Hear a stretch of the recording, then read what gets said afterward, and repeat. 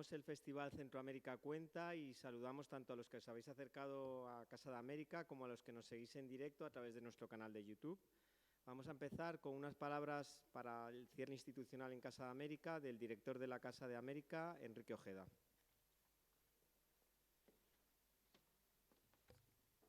Muy buenas tardes a todas y a todos. Bienvenidas, bienvenidos al Anfiteatro Gabriela Mistral de la Casa de América.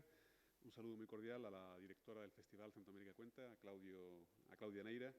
Un saludo en la distancia al presidente y vicepresidente del festival, a Sergio Ramírez y Horacio Castellanos Moya, que por diversos motivos no han podido acompañarnos en esta segunda edición del festival aquí en España, a las escritoras, los escritores que nos acompañan, todo el público en general que nos está acompañando esta semana de Centroamérica Cuenta, a los alumnos de la Carlos III que hoy nos acompañan, a la Agencia Española de Cooperación Internacional al Desarrollo, que es otro de los socios colaboradores de Centroamérica Cuenta, a todos ustedes, sea de forma presencial, sea de forma presencial o a través de redes sociales, a través del streaming que están siguiendo este festival. Para Casa de América ha sido un honor, un privilegio, Claudia y todo el equipo del festival, acoger por segundo año consecutivo aquí en España Centroamérica Cuenta. Tener por segundo año consecutivo durante una semana a una veintena de escritoras, de escritores, de pensadores, de periodistas, reflexionando aquí en nuestro espacio de la Casa de América sobre ese espacio mágico y real al mismo tiempo de Centroamérica, sobre temas como exilio, arraigo, desarraigo, familia, todas esas historias pequeñas que crean la gran historia regional de Centroamérica, la gran historia de América Latina. Creemos que Casa de América es el espacio para tener esas conversaciones, esas reflexiones, esas preguntas con o sin respuesta, y ese creemos que siga siendo el espacio del Festival Centroamérica Cuenta. Por nuestra parte, por parte del equipo de Casa de América, solo subrayar, creemos que está siendo una semana fantástica, que va a tener hoy un colofón muy importante con 3 actos diferentes que de alguna forma resumen muy bien lo que es este festival y a lo que aspira a ser Centroamérica Cuenta.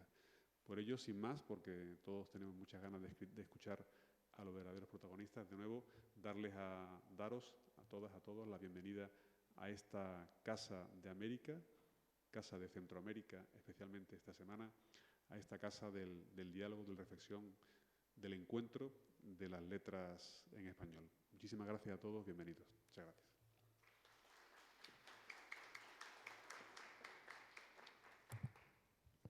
Muchas gracias, director. Vamos a continuar con la directora del Festival Centroamérica Cuenta, Claudia Neira. Tienes la palabra.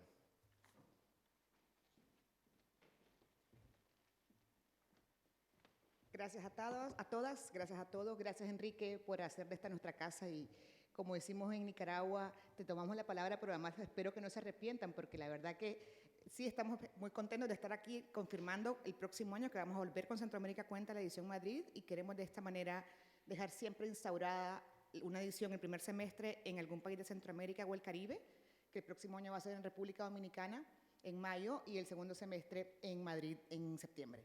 Pero bueno, yo muy brevemente agradecerles a todas, a todos por estos días. Realmente nos hemos sentido más que arropados, más que bienvenidos. Agradecerle también a nuestros amigos que están acá, a las escritoras, a los escritores, a nuestros amigos fotógrafos que fueron fundamentales para el proyecto de Crónicas de Cuenta Centroamérica, del que nos van a hablar ahora, a Carolina Elías, una de nuestras líderes de la población migrante, por decirlo de alguna manera, una lideresa salvadoreña que está con nosotros, y a toda la gente que nos ha seguido por las redes sociales. También quiero agradecerle particularmente a Sergio Ramírez y Horacio Castellanos Moya, que son presidente y vicepresidente del festival, que por diversas razones no pudieron acompañarnos, y agradecer de manera especial también a ESID, a Casa de América, Ana María, Javier Serena, Javier Fernaut, que la verdad que han puesto todo su equipo y nos han hecho de esta casa nuestra casa y de esta casa un hogar para nosotros. Gracias y a disfrutar.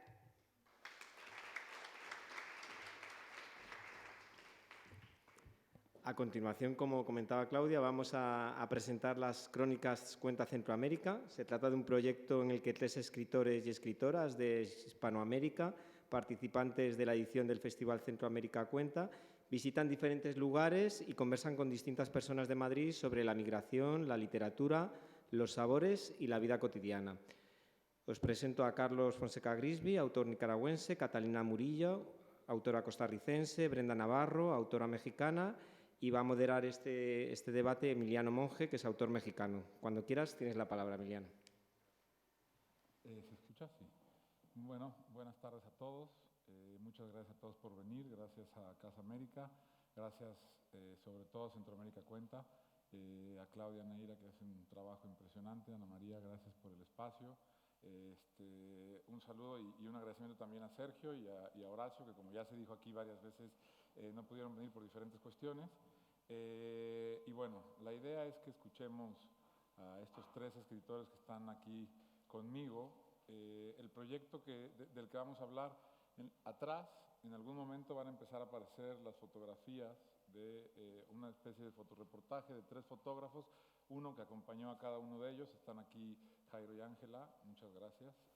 No está Lisbeth, pero es la tercera fotógrafa que colaboró en el proyecto.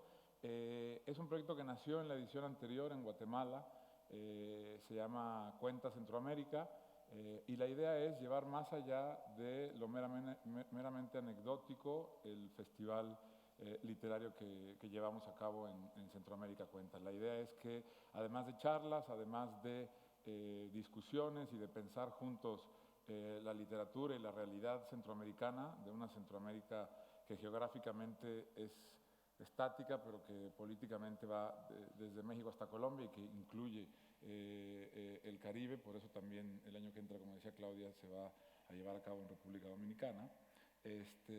La idea es que escritores que participan en el festival escriban sobre algo concerniente a la realidad del lugar en el que se escribe y a la realidad centroamericana. En este caso hemos tratado de abordar desde diferentes lugares la cuestión migratoria tanto de Centroamérica como de América Latina hacia España, con diferentes temas. No se van a presentar las crónicas como tal, se va a hablar de lo que se va a hacer para llegar a estas crónicas, y en ese sentido creo que podríamos empezar con Catalina, dado que fijó la mirada poderosamente, llamando que se le diera la palabra. La idea sería que platicáramos, o sea, que empezáramos como contando cómo fue tu experiencia y por dónde piensas abordar el trabajo a partir de esa experiencia. Muy bien. Se me oye a mí también, ¿no? Siempre me da un poco, cuando empiezo a hablar y quiero dar las gracias por estar aquí. Me acuerdo de una amiga que fue a un recital de poesía en una prisión y lo primero que dijo es: me alegra que estén todos aquí. Entonces, siempre tengo como un reparo. Espero que estén todos de buena voluntad. Entonces, yo tengo aquí, como dicen en España, mi forro, porque si no, hasta ahí no llegamos. A ver, me agarraste de improviso.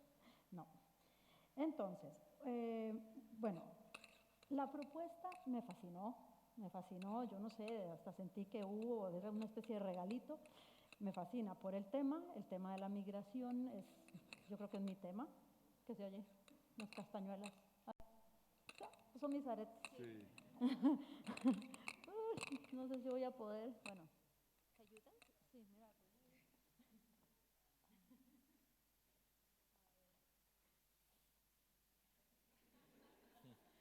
¿Sabes qué? Porque no sé cómo quitártelo, pero a ver, ya. Se le cayó la oreja, vale. No, está ahí. Está ahí.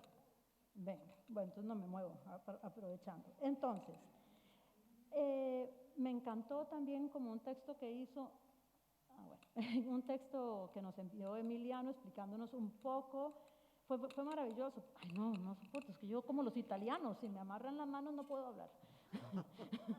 Un texto que nos enviaste explicándonos cuál era como, no es necesariamente la intención, pero sí el espíritu que iba a mover la crónica, y es maravilloso, ¿no? Es a la vez la búsqueda, la experimentación, y yo me lo llevo a un concepto que no sé hasta qué punto estén familiarizados con ese concepto, que se llama periodismo personal.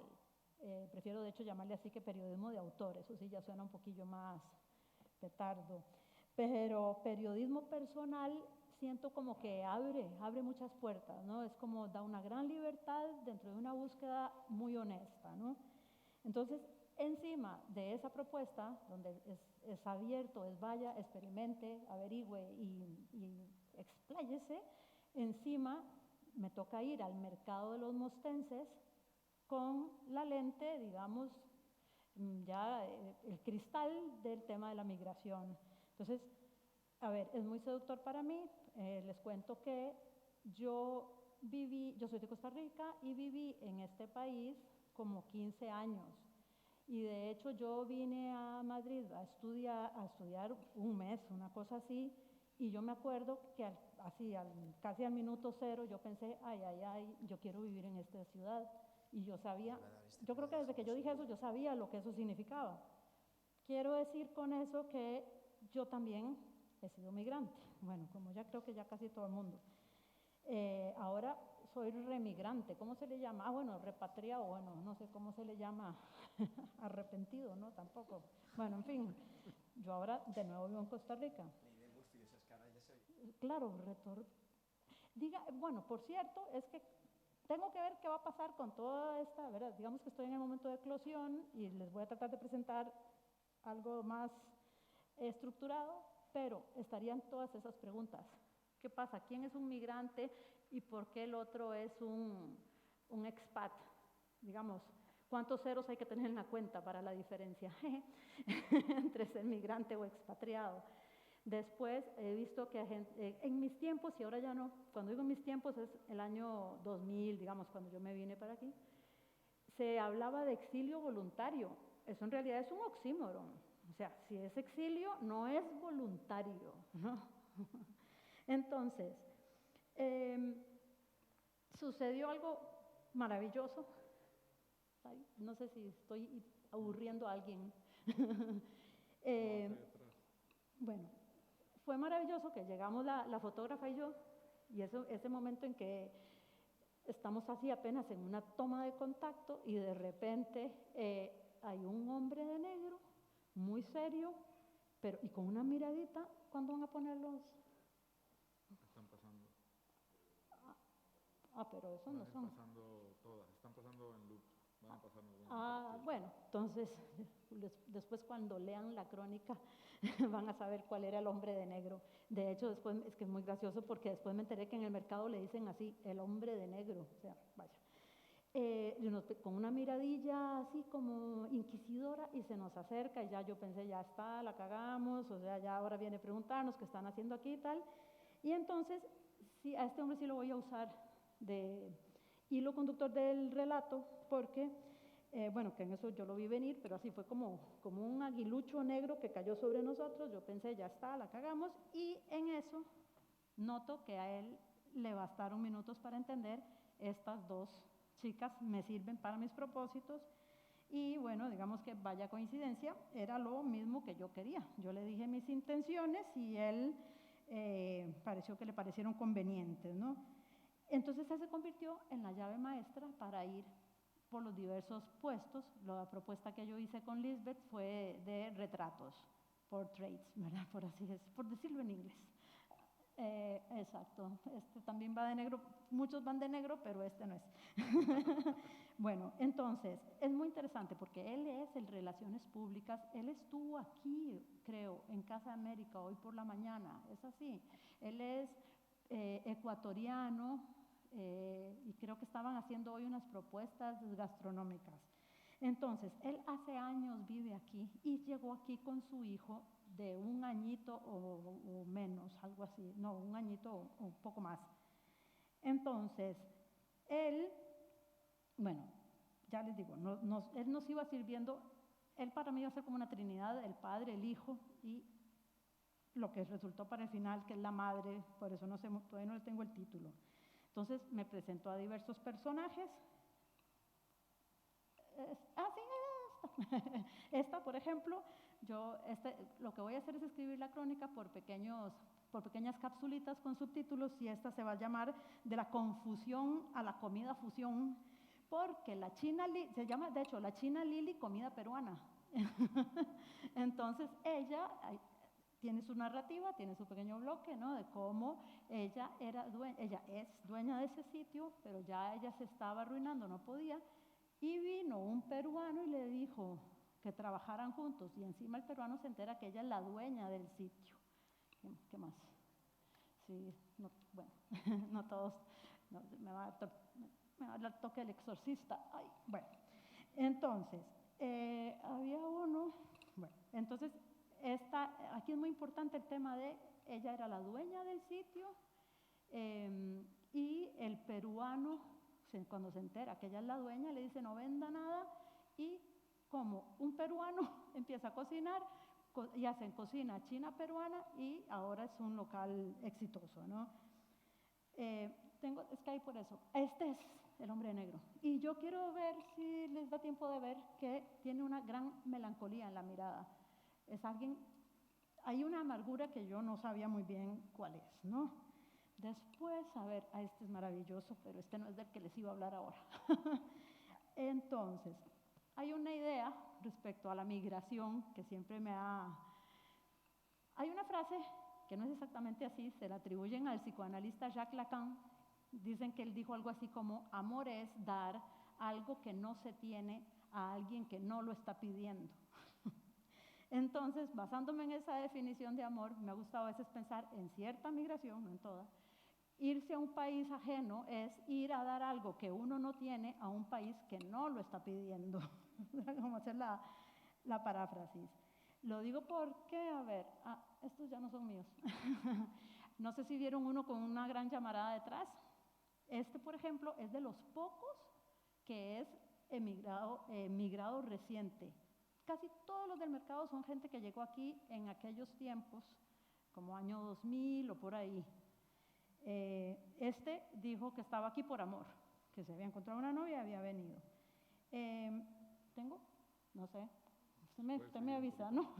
Porque es que tengo muchos personajes y les he hecho, no tengo las entrevistas de todos, los había unos más interesantes que otros, no, perdón, todos son muy interesantes, muy distintos, eso es lo que me parece interesantísimo, porque uno que había ahí muy sonriente, un colombiano, por ejemplo, es que este me pareció interesantísimo, este llegó ya con 33 años, y entonces yo le dije, qué edad ya tan difícil para migrar, y como que salta y me dice, no, entonces me explica que él no es un migrante, digamos, como todos los demás, sino que un día él quería irse a Canadá, además él había empezado a estudiar francés porque él quería irse a Canadá, pero un día le dijeron que había unas convocatorias para ir a trabajar a España, y qué cara habré puesto yo, que él me dijo, bueno, nos dijeron que íbamos a hacer trabajos buenos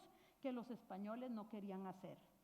Ahí es muy importante que el buenos esté ahí, que no vaya a hacer trabajos que los buenos españoles no querían hacer. A mí me quedó un poco la duda. Y añadió, él a donde vio mi cara dijo, bueno, no sé si era verdad o no. Entonces, él desde que llegó está en un estado, lo que se llama estar legal, está en un estado de la legalidad, al año fue de paseo a Colombia, o sea, es una migración bastante distinta, ¿no? de otras narrativas que conocemos y que además también las narraré en esta crónica. Entonces sí me pareció interesante que, sin embargo, ¿verdad? Siempre migrar es migrar y el derecho, ¿verdad? Entonces sí, hubo un momento en que me dijo que, bueno, cuando llegó, pese a que, como les digo, que sí tenía, de hecho, llegando, firmó contrato de trabajo. Al inicio vivía él y un amigo en me dijo literalmente 4 paredes, o sea, sin ventanas, nada, en una cama. Dice que me dijo, dormíamos espalda contra espalda. Y dice que ahí sí, y me dijo, ay, con perdón, dice, pero que ya, dice, yo creo que yo ahí entré en una depresión. Me dice, yo me preguntaba, ¿para qué mierda me vine yo acá? Entonces yo me le quedé viendo así y le dije, ¿y qué te respondiste? Y se me quedó viendo así como diciendo, no, la pregunta es retórica. O sea, no me dijo que la pregunta era retórica, pero la pregunta era retórica. Y dentro de todos los cuadros de migración que hay en el mercado, es de los que más me impresiona, porque tal vez sí sería el plan migratorio, esto hacen los planes esos de los hoteles, ¿no? De viajes. Este plan es más parecido al mío, que es, hay un eso, hay un algo, ¿para qué mierda me vine? Hay algo que no se sabe muy bien qué es, que no tiene vuelta atrás, no sé tampoco por qué, ¿no? Y que creo que si yo tuviera la respuesta a cuál es ese eso, no escribiría, estaría feliz paseando por los parques, pero bueno, en lugar de estar ahí, ¿no? Es como una gran pregunta, ¿hay algo ahí? Entonces… Yo creo que con esa pregunta podemos detenernos un momento Ajá. para que no nos vaya a comer el tiempo. Cata, perdón. Total. Eso fui yo, fuiste tú, fuimos los dos, no lo sé. Pero bueno, creo que queda clara la idea de hacer como las burbujas, ¿no?, de todos estos personajes, que además cuando empezó el proyecto en Guatemala, la escritora chilena Nona Fernández le tocó ir a la terminal, que es el mercado, la central de abastos de Guatemala, y entonces es interesante ver cómo seguramente estará vinculado tu trabajo con el de ella, y se verá más adelante además, porque la idea es que las crónicas que van a ser publicadas en diferentes medios aliados del festival, y también serán en algún momento, después de varias ediciones del festival, un pequeño libro, muy probablemente, habrá como vasos comunicantes, ¿no? La idea es que se van a ir repitiendo ciertos espacios de la ciudad, ciertos oficios, es decir, ciertos personajes, ciertos temas, ¿no? Y en ese sentido creo que pasaría a preguntarle a Brenda cómo le fue, y que nos contara un poco ella cómo va a abordar lo que le tocó y el trabajo que quiere hacer. Sí, gracias. Yo también reiteraría que fue como un regalito, cayó del cielo, esta oportunidad de meterme a ciertas preguntas que ya tenía yo en la cabeza, ¿no? Lo hablé con Emiliano, lo hablé con Claudia, y yo sabía como instintivamente hacia dónde quería ir, pero también sabía que no iba yo a tener la respuesta, sino que iban a ser las personas con las que iba a hablar quienes me iban a encontrar ese hilo conductor, ¿no? Y a mí me tocó como conversar de forma directa, o más bien no me tocó, escogí deliberadamente conversar de forma directa con dos personas que yo sabía que eran, como dicen acá, quienes cortan el pescado, ¿no? Quienes realmente tienen un panorama importante dentro de lo que a mí me interesa mucho de la migración, que es el movimiento como tal, ¿no? O sea, alguien que se mueve hace que se muevan las cosas, y eso que se muevan las cosas hace que siga moviéndose el mundo, ¿no? Es casi que ley física, traslación, rotación, ¿no? Y estuve hablando primero con Carolina Elías, que tenemos el honor de que esté acá, que voy a decir literalmente, porque me parece que es importante hacia donde quiero llegar, la forma en la que se narra ella misma, ¿no? Al menos en Twitter. Carolina Elías es mujer salvadoreña, cristiana evangélica, abogada, feminista, defensora de derechos humanos, presidenta del Sindicato de Trabajadoras Domésticas y coordinadora del Centro de Empoderamiento de Trabajadoras de Hogar y de Cuidados. Si se me fue por ahí alguna cosa, cuando lo escriba estará correctamente. Hablé con Carolina y también hablé con otra defensora de derechos humanos que se llama Dilia de las Mercedes, que también ella se define como jurista, feminista e investigadora del feminicidio y la violencia sexual en un escenario de conflictos. Es además también la directora de la Asociación Mujeres de Guatemala y está muy metida en temas de asilo y de refugio, ¿no? Hablé con ellas porque sabía que ellas me iban a dar como estos pequeños hilos conductores de lo que necesitaba encontrar, de lo que también ha sido mi experiencia migratoria, ¿no? Yo vivo en España desde hace 7 años y medio y me encanta estar observando lo que les decía, el movimiento. Cuando ellas me hablan de su trabajo, de la perspectiva que tienen como mujeres migrantes en este país, me doy cuenta que algo que las une y que une a las mujeres, que las unen a ellas, como bien dice Emiliano, como estas conexiones, estos vasos comunicantes de muchas vidas que se van uniendo, es que están trabajando para la comunidad.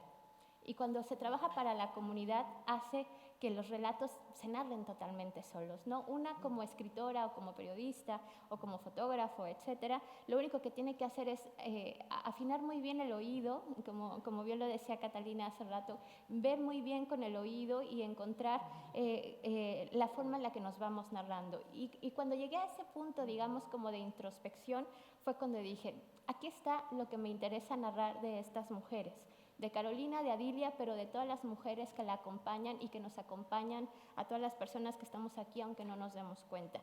Y eso es algo que me estuvo diciendo una persona que está buscando la petición de asilo, que es la construcción de la credibilidad.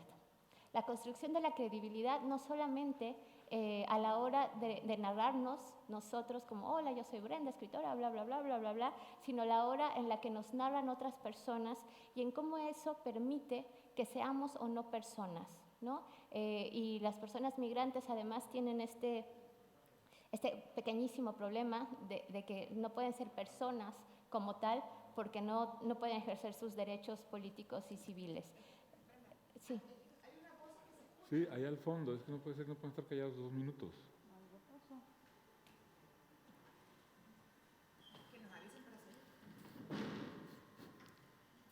Ya se puede seguir, ¿no? Sí. Vale. Entonces, esta construcción de credibilidad, y no se preocupen, voy a cerrar pronto, tiene que ver con esto que les decía, ¿no? Como quién es persona, quién te mira como persona y de qué forma esta narrativa que nos vamos construyendo socialmente o de forma individual nos hace ser personas. En estas entrevistas tuve un momento de contención, le voy a llamar yo, cuando estuvimos escuchando a trabajadoras del hogar, del sindicato, contando un poco su cotidianidad, irse narrando ellas mismas la forma en la que están habitando el mundo, en la que están habitando este territorio, ¿no?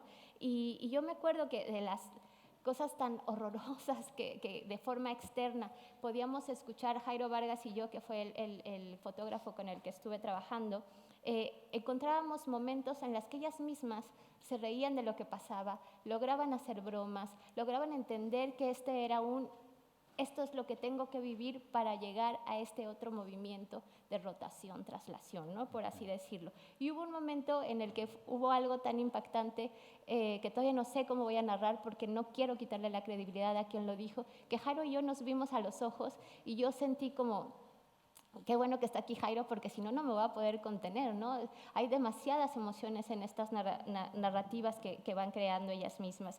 Y ese momento de credibilidad, de cuando ellas te dicen, de pronto, esto sí lo voy a mencionar, hay veces que la persona a la que vienen a cuidar estas mujeres, aunque les maltrate, aunque les pague mal, aunque no las regularice o sí las regularice, aunque les permita comer bien o les permita comer mal, hay un momento en el que empieza a haber un intercambio de afectos, ¿no? Y contaba una de ellas, yo viví con una mujer que además no sabía o suponía que yo no sabía cómo usar un váter, ¿no? Cuando ella muere, yo sentí tristeza porque yo la quería, ¿no? Entonces esa construcción de amor, de afectos, de ternura, de estar en el mundo, es un poco por donde yo quiero ir. Claro, esto suena súper ambicioso, ¿no? Entonces lo estoy bajando, lo estoy aterrizando, pero va por ahí porque cuando hablamos de Defensoría de Derechos Humanos, ciudadanía, derechos políticos y civiles y de ahí, etcétera, etcétera, etcétera,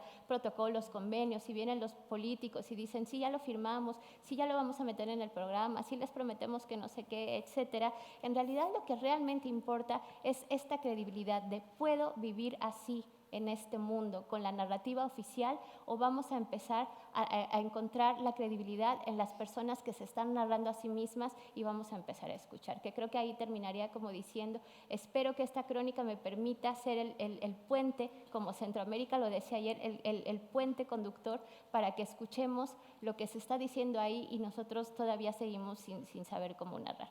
Y ya, muchas gracias. Muy bien. A mí me parece perfecto que sean ambiciosísimos en las crónicas los tres. Eso es lo mejor para el festival y para las crónicas.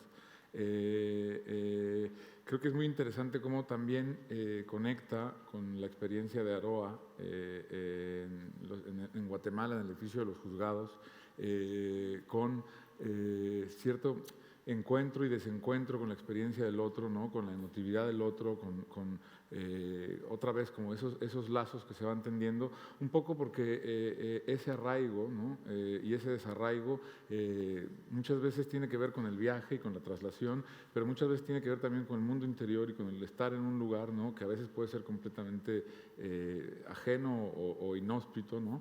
Y es interesante o va a ser interesante la distancia que logres poner en esa mirada que dices, ¿no? Y en esa emotividad, cómo enfriarla quizá o no enfriarla, o cómo hacerla reverdecer en el texto y cómo hacer que ese interés que esté ahí, creo que va a ser muy interesante cuando leamos, ¿no?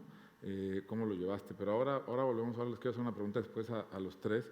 Y primero preguntarte, Carlos, este es un tema como el que te tocó, está, digamos, un poco girado, ¿no? El punto de vista. Al final este festival es también sobre la literatura, o fundamentalmente también sobre la literatura, y a ti te tocó hablar como de cómo migra la literatura latinoamericana y la literatura centroamericana a Europa, por decirlo de algún modo, ¿no? Y el diálogo que hay entre los lectores españoles, los editores españoles, los escritores españoles y los editores, escritores, libreros también latinoamericanos, ¿no? Si quieres contarnos un poco lo que te tocó y qué piensas hacer con ello.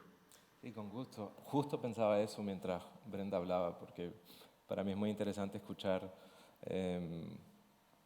los retos tan distintos que pueden surgir de hacer una crónica. En mi caso me tocó el tema más literario, como dijiste, Emiliano, pero hay retos comunes también, como uno no sabe cuál va a ser su hilo conductor, uno no sabe en qué detalle se va a fijar, tiene que tener la mirada muy abierta, ¿no? Y muy atento. Entonces, como decías, mi tema es, digamos, cómo ha migrado la literatura latinoamericana en Madrid y la relación entre Madrid y la literatura latinoamericana y viceversa, ¿no?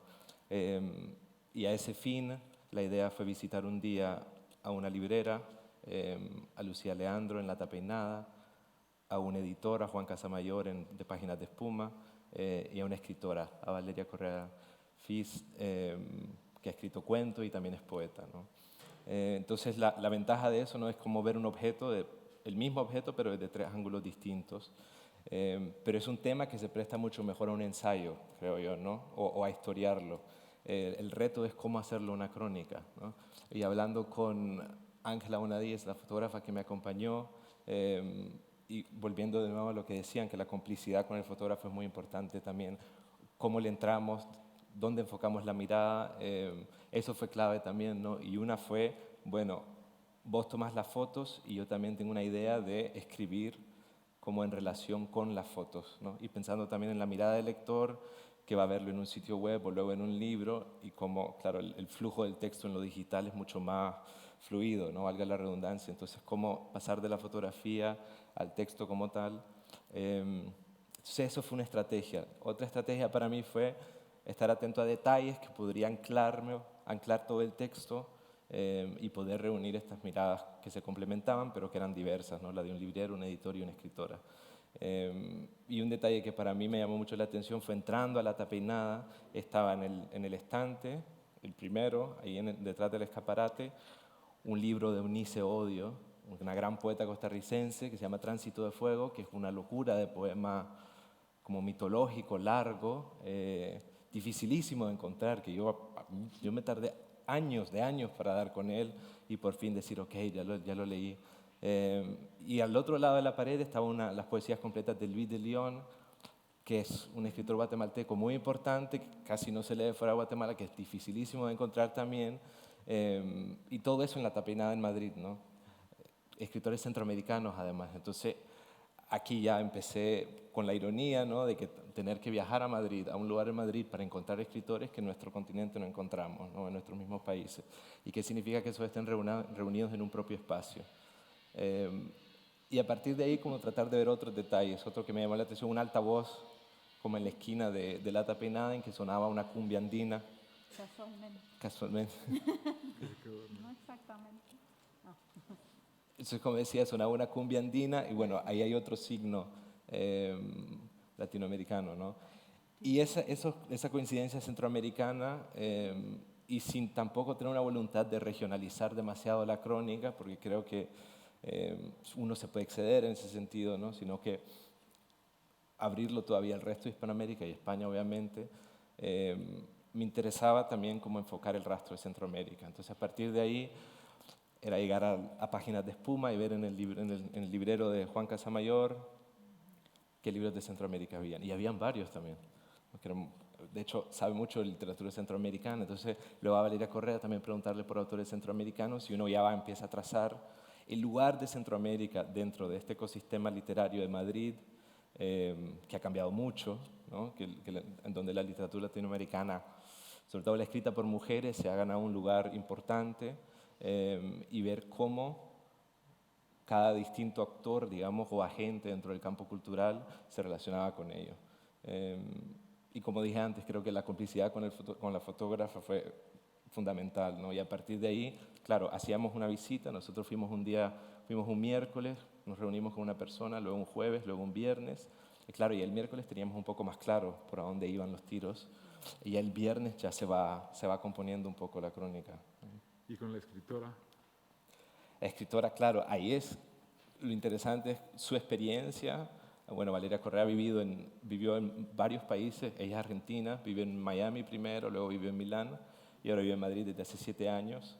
Entonces el tema migratorio está ahí, ¿no? Y ella ejerció como abogada y aquí en Madrid vive de la escritura, ¿no? Vive de dar talleres, tutorías. Entonces ahí hay también un salto profesional interesante, ¿no? Deja su trabajo como abogada, se vuelca a la literatura y el lugar en que lo puede hacer es Madrid, ¿no? Entonces la pregunta es cómo se puede hacer, cómo es la comunidad. Vos como mujer, yo le preguntaba a ella, cómo te relacionas con ciertas etiquetas que el mercado ahora, como hablaban el otro día, ¿no? Impone a ciertas escritoras, te ves identificada, ¿no? Y salieron ahí muchos temas como muy interesantes que ya habían mencionado Lucía, de Lata Peinada, y también Juan Casamayor en Páginas de Espuma, la importancia de los talleres, por ejemplo, que han surgido en Madrid últimamente, que no existían en Madrid, que son una cosa muy argentina, por ejemplo. No sé si en México hay muchos talleres literarios, no sé si hay una cultura tan extendida como en Río de la Plata, ¿no? Y cómo esos pequeños ingredientes latinoamericanos se han, digamos, incorporado a este ecosistema literario aquí, lo han diversificado y creo que han cambiado también las reglas del juego, según lo que escuchamos de las personas con las que hablamos. Yo, antes de que abramos también la conversación, si alguien quiere hacer preguntas, una de las cosas que les quería preguntar, tú ya la respondiste antes de que la preguntara, es qué tanto creen que la mirada del fotógrafo con el que fueron se filtra en el proyecto que tienen de lo que quieren hacer. Y en ese mismo sentido, ¿cuál es la distancia que han pensado poner, o si no la han pensado poner, o si hay que ponerla o no hay que ponerla, o si es instintivo, de su propia experiencia migrante, ¿no? Porque los tres han migrado en condiciones obviamente distintas. Tú, Catalina, volviste después, pero en un momento migraste, con eso que tienen que contar ahora, ¿no? Quisiera que me contestaran ustedes dos esas dos preguntas y tú la que no respondiste antes. Sí, que ya me perdí yo. Vale. Bueno, yo soy mucho de la teoría feminista que dice que nada es objetivo y que una no se puede quitar, ¿no? No puede separar la obra de lo que una tiene y la mirada y etcétera. Lo que sí, por supuesto, me interesa, y me interesa no solo en esta crónica, sino a lo largo de mi trabajo con el lenguaje, es no meter mis prejuicios, ¿no? O sea, mis prejuicios, mis convicciones, la forma de que yo veo al mundo no necesariamente tiene que ser compatible con lo que yo estuve escuchando, así que ahí sí que, por supuesto que me parece que tengo que ser muy respetuosa de lo que escuché y de lo que percibí. Eso por un lado. Y por el otro, de hecho yo le preguntaba a Jairo Vargas si iba a venir porque me parecía que tenían que estar aquí con nosotros porque fueron parte del camino, de la crónica, del acompañamiento. Y yo me sentí muy tranquila porque yo conozco el trabajo de Jairo, yo lo conozco de hace mucho tiempo y sabía que estaba con una persona que tenía una perspectiva como similar sobre derechos humanos, sobre la forma en la que hay que quitar el ojo sobre lo malo que significa la migración para un país que además de una manera muy extraña utiliza el control migratorio para sostenerse, ¿no? Entonces yo me sentí muy tranquila, muy contenta, yo siempre se lo dije, lo que tú veas, lo que tú hagas, estoy segura de que eso va a ser porque conocía su trabajo, aunque nunca lo hablamos, ¿no? O sea, fue como que, me tocó Jairo, mira, segundo regalo de la crónica. Así, Centroamérica me ha estado dando un montón de cosas, no solamente en el festival, sino todo lo que he aprendido de lo que he escuchado a lo largo de los años. Han sido las mujeres centroamericanas las que me han cambiado también la perspectiva de lo que significa ser migrante en este país. Entonces, de la relación con la fotógrafa, ¿no? Sí. No, yo sí no conocía a Lisbeth y también hace mucho que no trabajaba así, porque yo sí estudié periodismo, pero hace mucho que no hacía eso. Entonces, sí fue todo un poquillo como flash, a la piscina todo a la misma vez, porque tampoco había ido al mercado de los mostenses, hace mucho que no andaba por aquí, se fue todo muy así, y además Lisbeth solo tenía ese día. Pero, bueno, digamos, la gracia es que de todo me di cuenta después. Afortunadamente sí, rápidamente sí le dije esa propuesta de los retratos, porque yo sé que a mí, o sea, no sé, la vida de todo el mundo me interesa, yo en eso soy así, la cotilla. Y entonces yo dije, yo sé que cuenten lo que me cuenten, a mí me va a interesar la historia de cada persona y quiero señalar que no sé, bueno, los de ella son unos a color ahí, que me parece que logró una dignidad de cada personaje. Hay algo, me encanta cómo consiguió eso. La persona se pone para que ella le haga la foto y hay un pequeño momento solemne ahí. No sé, me encantó eso que consiguió, sí. Y con respecto a lo de la distancia entre tu propia experiencia y la experiencia de los personajes, de las personas que vas a meter en la crónica, ¿cómo crees que, o sea, cómo vas a manejar esa distancia? Eso me gustaría que hablaran también de eso un poco. ¿Cómo voy a manejar esa distancia? No, es que no estoy segura si estoy respondiendo a tu pregunta, pero sí quería, Adelante. por ejemplo, comentarles, o sea, por eso ando con este escudo de que le llamo periodismo personal. Eso es como un visado para hacer lo que yo quiera. Me lo diste tú en lo que escribiste, que fue muy motivador. Deberías eso sería bueno que son estudiantes de periodismo. No, yo creí, porque pensé. No, es muy Algunos motivador. creo que sí. Y entonces sí, por ejemplo, me acuerdo que un momento dado, uno de los personajes míos estaba un poco quejándose de los muchos impuestos que hay para el autónomo y tal y cual, y en eso me cuenta que justo abrió su negocio antes de la pandemia. Y luego lo tuvo cerrado toda la pandemia y ahora volvió a abrir. Digo yo, ¿qué hiciste en pandemia? Yo pandemié, no sé si existe ese verbo, yo pandemié en Costa Rica, en una finca. Pero él aquí me dice, no, le dieron el pago y las subvenciones. Y ahí es que no lo puedo evitar. Digo, para eso se cobran impuestos. O sea, yo meto opiniones a veces, tal vez no sé si eso responde un poco a tu pregunta. Sí. Pero sí es cierto que sí, digamos, tocaste la llaga, porque sí que siempre ando buscando ese equilibrio, ¿verdad? En donde yo he venido aquí a no hablar de mi libro, ¿no? Carlos. Para mí, pensando en la cuestión migrante, yo es que he tenido siempre como clarísimo que yo soy migrante súper privilegiado comparado con la mayoría de los nicaragüenses, ¿no? Hay un montón de nicas muriéndose en el río Bravo, que aparecen casi semanal. Entonces, no se me cruza por la cabeza, digamos, compararme con ellos. Para mí la experiencia de desarraigo sí es una que fue fuerte, ¿no? Pero la migración como tal, o verme obligado a migrar, no me pongo en esos mismos términos. No, claro, pero sí, por supuesto, que me parece perfecto, pero un poco en tu caso sería como pensar con el tema que te tocó, digamos, ¿no? O sea, como la migración, la tuya con respecto a tu trabajo, tu literatura, ¿no? Y la sensación que hay de lo que está pasando con otras literaturas centroamericanas en este momento ante España, ¿no? Digamos, como intentar mirarlo desde ahí o no sé, ¿no? No, claro, totalmente. Iba luego a acotar que por ese lado sí, ¿no? Que de hecho constantemente es esta mirada de Madrid como un lugar al cual ciertos escritores que no encuentran oportunidades o condiciones propicias para hacer una obra en su país de origen, migran, ¿no? Y van y encuentran ahí y vuelven a reinventarse o a crear algo nuevo, ¿no?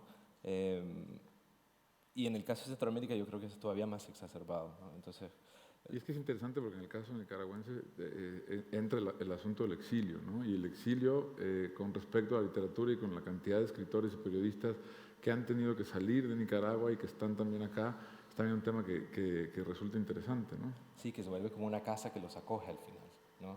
Que yo creo que enriquece a Madrid al final, ¿no? Porque luego tenés una variedad y una diversidad. Lucía Leandro usa el término bibliodiversidad mucho mayor que hace 10 años o algo así, ¿no? Entonces es un fenómeno, un flujo y un intercambio bienes culturales de distinta índole que creo que ha enriquecido mucho el campo aquí. Sí, ¿puedo decir Claro. algo?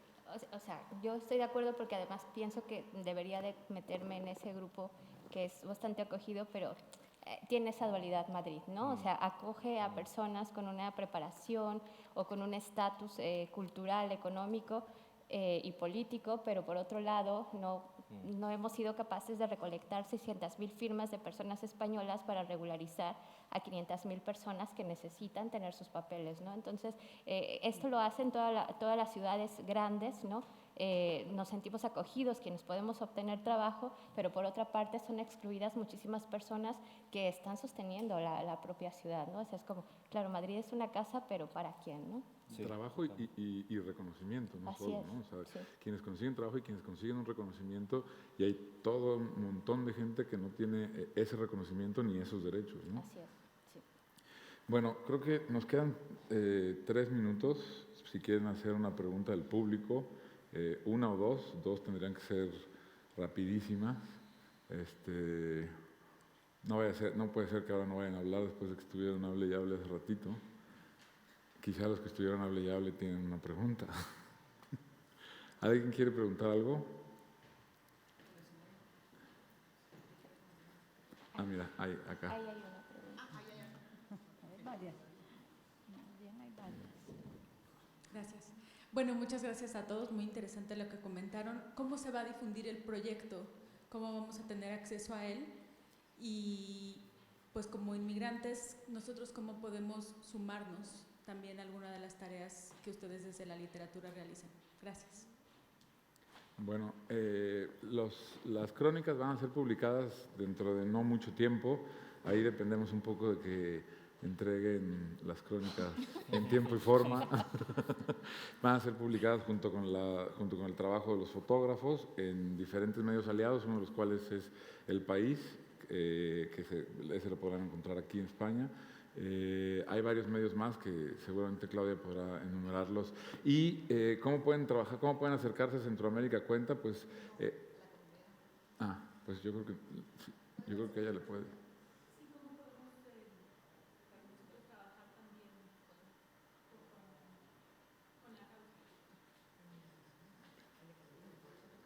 Por favor, sí. Sí, claro.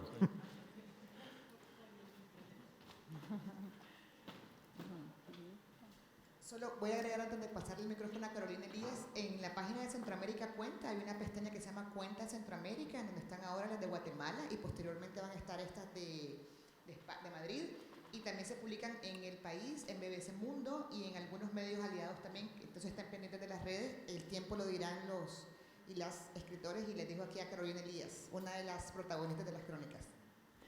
Buenas tardes a todos y todas. En primer lugar, muchas gracias por el privilegio de poder estar aquí y por todo lo que he estado escuchando. La verdad que es sorprendente la importancia que tiene la migración, porque es la riqueza que un país pierde y que otro país gana. Y cómo poder involucrarse, cómo poder colaborar, cómo poder ser parte de todo esto, que tenemos mucho que hacer. Y creo que hay varias formas de implicarse. La primera es la empatía. Generar esa empatía hacia la situación que está viviendo la población migrante. Y segundo, transmitiendo esa empatía al resto de la sociedad española. Porque si bien es cierto, por ejemplo, en el caso de las empleadas del hogar, ya hay ciertos reconocimientos de derechos, pero el que esté en la ley es un paso. Pero lo importante ahora es que también la sociedad haga cumplir estas leyes, pero sobre todo que esta sociedad vea a esas mujeres que ven ahora en la fotografía, la vean como personas, como trabajadoras, como personas que en sus manos tienen lo más valioso de este país, que son las familias españolas, los niños, las niñas, las personas mayores. Y que si en nuestras manos está lo más valioso, pues creo de que debemos de contar con condiciones justas y dignas para realizar este trabajo. Entonces, primero, Hay que huir de toda mirada paternalista hacia nuestras luchas. Ay, pobrecitos, los migrantes, vamos a ayudarles. No, no es esa la mirada que queremos. Queremos de que ustedes sean esos agentes transformadores y transformadoras de esta sociedad, con una mirada diferente. Y en específico, en CEDOAC, nuestra Asociación de Empleadas del Hogar, pues, ¿cómo pueden colaborar? Se pueden acercar al Centro de Empoderamiento de Trabajadoras del Hogar y los Cuidados para aportar tus conocimientos y tus habilidades, para conocer más también de nuestra lucha, y que el día que convoquemos a una concentración, por ejemplo en la Puerta de Sol, puedan estar ahí. Y que además, si en tu casa tienes a una empleada del hogar o tu vecina tiene contratada a una empleada del hogar, pregúntale, ¿está dada de alta en la Seguridad Social? ¿Tiene las vacaciones que le corresponden? Cuestionando a otras personas, también colaboras. Así que cada uno y cada una debemos de poner nuestro granito de maíz, decimos desde El Salvador, para transformar esta sociedad. Porque todos y todas las personas merecemos un mundo mejor para vivir. Gracias.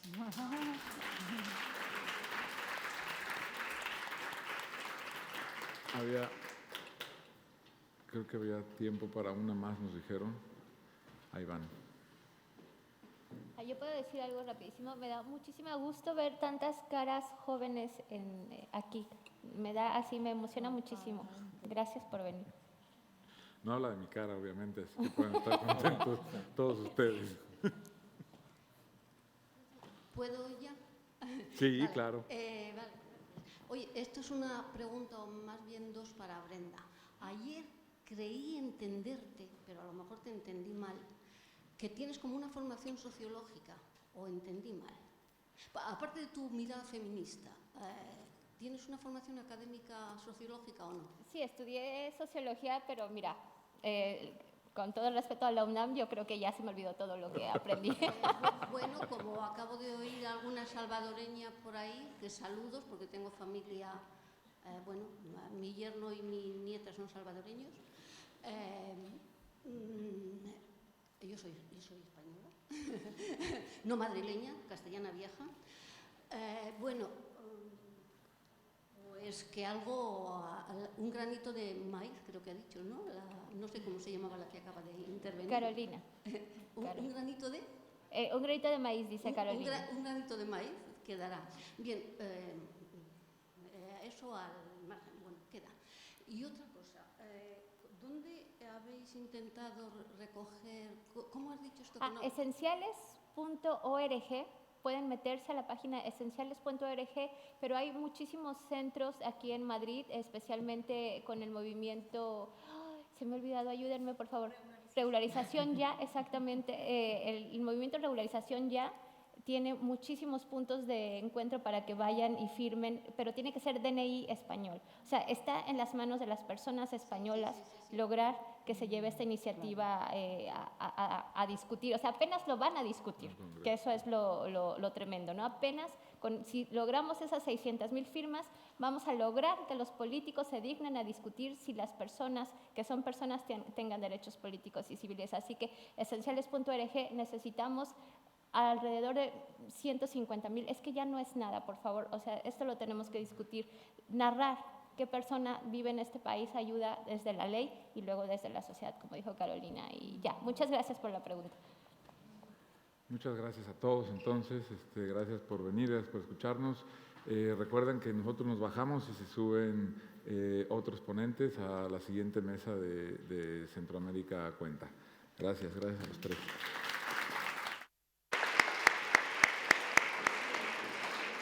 Muchas gracias Emiliano, Brenda, Catalina y Carlos. Como vamos a seguir con esta sesión de Centroamérica Cuenta y vamos a continuación a presentar el premio de cuentos de la UNAM Centroamérica Cuenta. Para ello voy a llamar aquí al escenario a la directora de Centroamérica Cuenta, Claudia Neira. Gracias, Javier. Yo tengo el gusto de llamar al escritor Jorge Volpi, mexicano, director del Instituto de Estudios Mexicanos en Madrid, con quien vamos a lanzar hoy la iniciativa del primer premio de relato UNAM España. Solamente antes de dejarlos con Jorge, al escuchar a las dos escritores y al escritor que participaron de las crónicas, nos evidencia más que nunca la importancia que tiene la migración en esta amalgama de sociedad que estamos creando, y es por eso que en coordinación con Jorge y con el estudio y con el instituto que él dirige, consideramos que es sumamente importante también crear sinergia entre nosotros, no solamente entre todas las personas y los protagonistas de esta amalgama de migración y migratoria que hay acá. Es por eso que en coordinación con el Instituto de Estudios Mexicanos de la UNAM vamos a lanzar hoy este premio que básicamente está abierto a cualquier persona que quiera poder escribir sobre los relatos de ser migrante latinoamericano en España. Jorge, por favor. Pues muchísimas gracias, Claudia, y muchísimas gracias a Casa de América y a Centroamérica Cuenta por esta iniciativa conjunta entre la UNAM y Centroamérica Cuenta para lanzar este primer premio de relato UNAM España sobre la experiencia de la migración latinoamericana justamente aquí. Nos parecía que esta creciente migración latinoamericana ya tiene una experiencia vital, como se ha escuchado aquí hace unos momentos, y que es muy impactante y que puede ser reflejada también de manera artística y literaria. Y por ello, pues este primer premio está abierto a escritores de cualquier edad, con la condición de ser ciudadanos de cualquier país latinoamericano, en cualquier estatus migratorio, que vivan en España. Así, en este caso no se pide ni DNI, ni NIE, ni ningún otro documento de identidad, simplemente puede ser cualquier latinoamericano que quiera escribir sobre cómo ha sido su experiencia de vivir aquí en España. Creo que era una iniciativa muy natural entre Centroamérica Cuenta, que ha tenido esta vocación también social y hacia la migración tan importante, y desde la UNAM aquí en España, con el apoyo de la revista de la universidad y de la Dirección de Literatura, pues la convocatoria ya está aquí, la pueden consultar tanto en nuestra página como en la de Centroamérica Cuenta. Ahí están las fechas de recepción de relatos, desde el 26 de septiembre hasta el 26 de noviembre, y ojalá a todos los que nos acompañan que puedan difundir esta iniciativa. Nos encantaría que fuera una primera experiencia ya con muchos relatos, con el objetivo, imaginamos, en algún momento de publicar una antología de los mejores que con el paso del tiempo vayamos teniendo en este esfuerzo conjunto. Así que muchísimas gracias a Sergio Ramírez, por supuesto. Muchísimas gracias, Claudia, por esta iniciativa. A ti, Jorge, y esperamos que ustedes también pasen la voz para poder tener, como decía Jorge, ojalá una hemorragia de relatos y poder ir acumulando y contando estas historias también. Muchas gracias. Ahora dejo a Javier Fernado de Casa de América.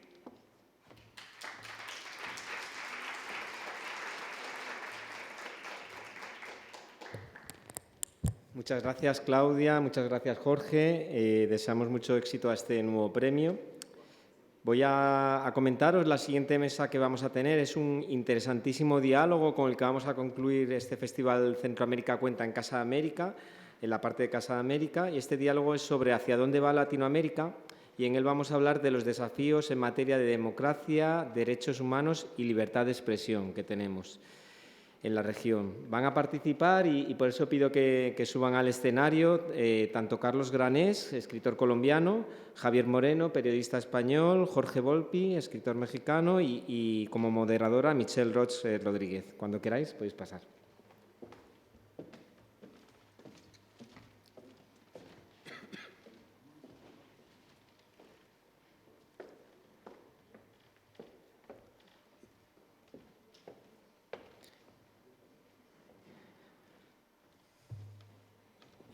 Y cuando quieras, Michelle, te cedemos la palabra para este interesante diálogo. Gracias.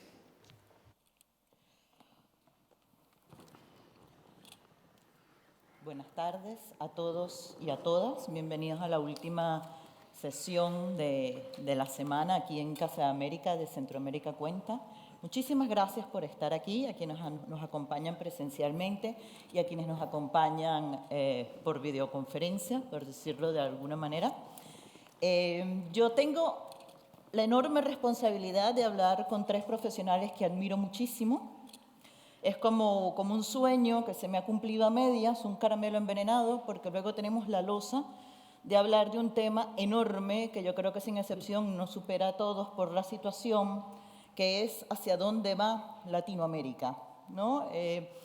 Yo bromeaba con Claudia la otra vez y le dije si no había un tema aún más extenso que este. Entonces los organizadores me enviaron hace poco un correo que decía que no me preocupara mucho, que solamente podíamos enfocarnos en los desafíos de la democracia y en la situación de los derechos humanos en nuestra región. Y dije, vale, no importa si es solo eso, pues nos van a sobrar 15 minutos, ¿no? Con lo cual tengo una semana soñando que Claudia Neira, organizadora del Festival Centroamérica Cuenta, a quien le agradezco la invitación, y Ana María Rodríguez, directora de literatura de Casa de América, a quien también le agradezco que nos acoja a los escritores y escritoras aquí, además, por supuesto, de a Enrique Ojeda, el director de la Casa de América, que es siempre una institución tan abierta a nosotros. Tengo una semana soñando que me sacan un látigo y me dicen 50 minutos. Así que si nos pasamos, yo voy a comenzar a voltearme hacia ellos y no voy a ver hacia donde estén sentados ustedes, me disculpen. Este es el tipo de temas que aparecen en los festivales, al cierre, al principio, en la mitad, y cuando yo era periodista a mí me tocó un montón de veces cubrirlo. Da la casualidad que gracias a que existe la Internet, yo recordé y me encontré con que hace 12 años en la FIL de Guadalajara, la Feria Internacional del Libro de Guadalajara, hubo una mesa muy, muy similar a esta, que se llamaba Los Nuevos Retos de América Latina, donde estaban los historiadores Enrique Krause y Rafael Rojas, y el economista Enrique Iglesias, en aquella época expresidente del Banco Interamericano de Desarrollo y subsecretario general de Cooperación Iberoamericana. Resulta que el moderador de aquella mesa era Javier Moreno. ¿En serio? Y yo estaba cubriendo como periodista para El Nacional aquella situación. Eso fue hace 10 años, en noviembre del 2012. Y la situación, evidentemente, por las personas invitadas, el enfoque era muy económico, y llegaron a conclusiones que iban un poco por esos lados, por el lado de la economía. Hablaremos nosotros hoy en día más bien de cultura, sobre todo de cultura democrática, pero a mí me interesa tomar esa fecha como punto de vista, por eso hice tanto hincapié en que Javier se sentara aquí al lado mío para que me ayudara un poco a torear al animal que tenemos hoy. El tema, me refiero.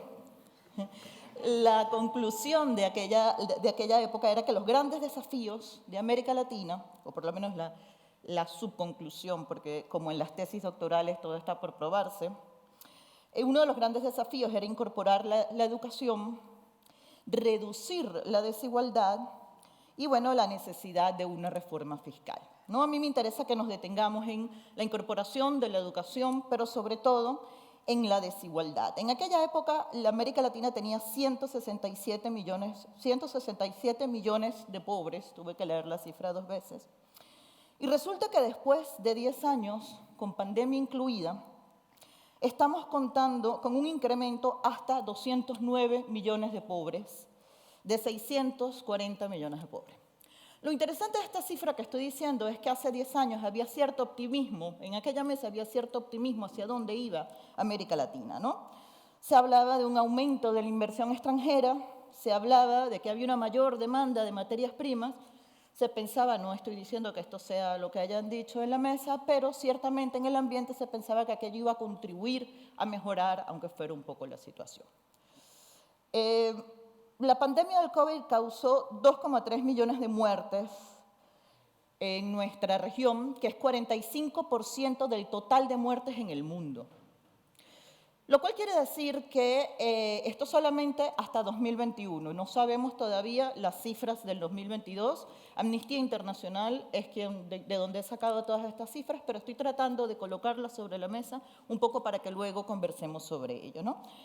Lo interesante es que los planes, en la mayoría de los casos, los planes sanitarios se tuvieron como exitosos, se detuvo la pandemia, entre comillas, pero fueron unos planes muy precarios, muy para el momento de aquella época, y la situación sanitaria y la situación educativa en este momento sigue siendo lo que es. Con lo cual, no quiero ser muy extensa, pero sí que quiero llegar a los asuntos de libertad de expresión que han ido en descenso vertiginoso, porque si se acuerdan, en los últimos 3 o 4 años no solamente hemos vivido la pandemia, sino que hemos vivido una situación de protestas populares generalizadas por distintas razones en nuestros países, económicas, sanitarias, culturales, políticas, pero que todas han sido reprimidas por gobiernos de la izquierda o de la derecha, por llamarlos de alguna manera, de la misma manera, que es con fuerza excesiva. Con lo cual, la libertad de expresión y reunión está amenazada en la mayoría de nuestros países. Las detenciones arbitrarias y la desaparición de personas está en aumento, algo que pensábamos superado del siglo XX, y los defensores y defensoras de derechos humanos, es decir, la gente que junto con los periodistas hablan sobre esto, pues también están en peor situación, al menos que hace 5 años, ¿no? Frente a esto, la impunidad de los jueces y la impunidad de la policía es galopante. No voy a hablar yo de países específicos, tengo anotados en todo esto una cantidad de ejemplos, no quiero aburrirles, pero con esta información puesta sobre la mesa, a mí me gustaría un poco que entre ustedes tres ayudaran a establecer lo que a ustedes les parecería un sistema de prioridades, es decir, cuáles creen que son los problemas más urgentes en este momento desde el punto de vista de los derechos humanos, y te doy la palabra a ti, Javier, ya luego vendrán los demás. Gracias, Michelle, por la presentación, no tanto por recordarme esta mesa de infausta memoria, porque por lo que estás contando, pues me dejas el epigrama muy fácil. Los nuevos retos de América Latina siguen siendo los viejos retos de América Latina de siempre, ¿no? Y me temo que en el caso de los derechos humanos, de la democracia y la libertad de expresión en general, con todas las cautelas y con todas las excepciones que estoy dispuesto a aceptar, pues efectivamente la situación es grave y me temo que está empeorando. ¿Empeorando respecto a qué? Pues empeorando respecto a los últimos años, hasta donde uno puede echar la vista atrás, insisto, con todas las excepciones que surjan. Naturalmente, si uno lo compara con la situación de dictaduras militares generalizadas del siglo pasado, pues, bueno, esos son otros 300 pesos, eso es otra cosa, ¿no? Pero si ponemos los últimos años donde nosotros tenemos nuestra experiencia vital, yo creo que eso es así. De nuevo, hablar de América Latina y en este foro, y lo sabemos todos, que hemos hablado en muchos foros, pues no es una buena manera de empezar una discusión. Entonces, yo quizá lo que haría es, a la hora de clasificar o intentar alguna aproximación que quite un poco de ramas en el bosque, es hablar de 2 tipos de Estado, de nuevo con todas las... de 2 tipos de países, de nuevo con todas las excepciones que queramos, y si me discuten alguna, lo retiro todo en 2 minutos, o sea, no voy a... Pero yo hablaría quizá, porque creo que es la única manera de aproximarse a este tema, de democracias funcionales, digamos, que con todas las limitaciones y con todas las pegas, pues hay una libertad política, hay una alternancia en el gobierno. México y Colombia serían, por ejemplo, 2 ejemplos. Y luego estarían lo que yo llamaría no democracias funcionales. No digo que sean, o sea, no democracias funcionales. Luego son otras cosas además de eso, ¿no? Dictaduras, autocracias, regímenes autoritarios, ya veremos ahí cómo los llamamos, pero desde luego el cajón que los engloba a todos, porque el grado es distinto, sería que no son democracias funcionales. 2 ejemplos claros, pues Nicaragua, Venezuela, Cuba, desde luego, y ahí entran algunos más, pero esos son lo que yo establecería. Claro, en esas democracias no funcionales o no democracias funcionales, yo diría que el responsable principal de este deterioro del que tú estabas hablando, de los derechos humanos en general, de la libertad de expresión y del deterioro mismo de la democracia, pues el Estado es el principal responsable. No hay ninguna duda de eso, creo yo. Y ahí, pues, ¿cuáles son las soluciones? De eso hablaremos luego, pero creo que eso es lo principal que deberíamos establecer. Luego, yo hablaría de las democracias funcionales, México, Colombia, 2 ejemplos, pero hay muchos más, donde hay más actores, digamos, a los que atribuir la culpa está más repartida, lo que no hace que la situación sea mejor. Bueno, sí es mejor globalmente, obviamente, que en este otro grupo de países, pero yo aquí también volvería a decir que de forma distinta, insisto, con todos los matices y con todas las cautelas, el Estado tiene gran parte de la responsabilidad. por acción o por omisión, ¿no? Por omisión porque, queriendo o no, no hace ejercicio o no es capaz de ejercer el legítimo monopolio de la violencia, que es lo que permitiría asegurar, o lo que permite asegurar en los estados modernos, democráticos, el primero, el principal de todos los derechos humanos, que es el derecho a la vida. En estos estados, por desgracia, el Estado no es capaz de proteger la vida de sus ciudadanos. Ya no estoy hablando, digamos, de Nicaragua ni Venezuela, esto ya no digo que sea un cajón sin solución, pero son soluciones más complejas que hablaremos luego si nos da tiempo. En estos, insisto, ese es el primer problema, es decir, el derecho a la vida de todo el mundo, de todos los ciudadanos, desde luego de los periodistas, de los activistas sociales, de los políticos de oposición. Bueno, no es capaz el Estado de proteger ese derecho a la vida, que es el principal. Y no es capaz por muchas razones, pero yo creo que hay dos muy básicas. Una es la falta de Estado. En muchas zonas realmente el Estado no existe, o el Estado no está construido, o no está presencialmente, o está, pero no es funcional. Y cuando digo Estado, no me refiero a los gobiernos. No quiero que nadie compare que estoy comparando, o que diga estoy comparando el gobierno de Colombia o el gobierno de México, del color que sea, con los de Nicaragua o los de Venezuela. Digo que el Estado como institución es inexistente en parte o en grandes partes del territorio. Insisto, puede estar, pero es disfuncional. Por ejemplo, no solamente las fuerzas del orden público, los servicios sociales básicos, también algo fundamental para esto que estamos hablando, de democracia y derechos humanos, como es el sistema de justicia. Sin ir más lejos, y por no alargarme más, México. Jorge ha escrito un libro fabuloso sobre el caso Florence Cassés. No hay más que leer ese libro para darse cuenta que yo no sé si eso tiene arreglo, que lo diga él, que ha escrito el libro, pero uno se queda espantado de cuál es la situación real. Entonces, ¿hay un Estado? Sí. ¿Es un Estado comparable con el de un gobierno, con el de Nicaragua o de Venezuela? No. ¿Eso le asegura a uno no sé qué? Pues claramente tampoco. Entonces, digamos, en el fondo, por acción o por omisión. Y luego, además, en partes de ese territorio, el Estado, insisto, no el gobierno, también es culpable porque está asociado claramente con los grupos violentos, sean violencia común, o sea narcotráfico, o sea lo que sea. Organizados, en colusión, o a veces es lo mismo. Y decir, permítanme la caricatura, pero es como que el señor que por la mañana se pone la cachucha que pone Estado, por las tardes se la quite y pone delincuencia organizada. Pero es lo mismo, ¿no? Y ha sido lo mismo durante décadas. Entonces, insisto, no con el mismo nivel de gravedad, pero claramente el Estado es el principal responsable también de la situación de derechos humanos y de su deterioro. Sobre cómo se arregla esto, pues yo paso aquí la palabra y luego, si acaso, diré algo porque algo sí he pensado. Los problemas, o sea, acabas de señalar un problema, ese es el problema, o sea, diferenciar entre dónde está la responsabilidad, si es la responsabilidad del Estado o si es la responsabilidad de la falta de Estado.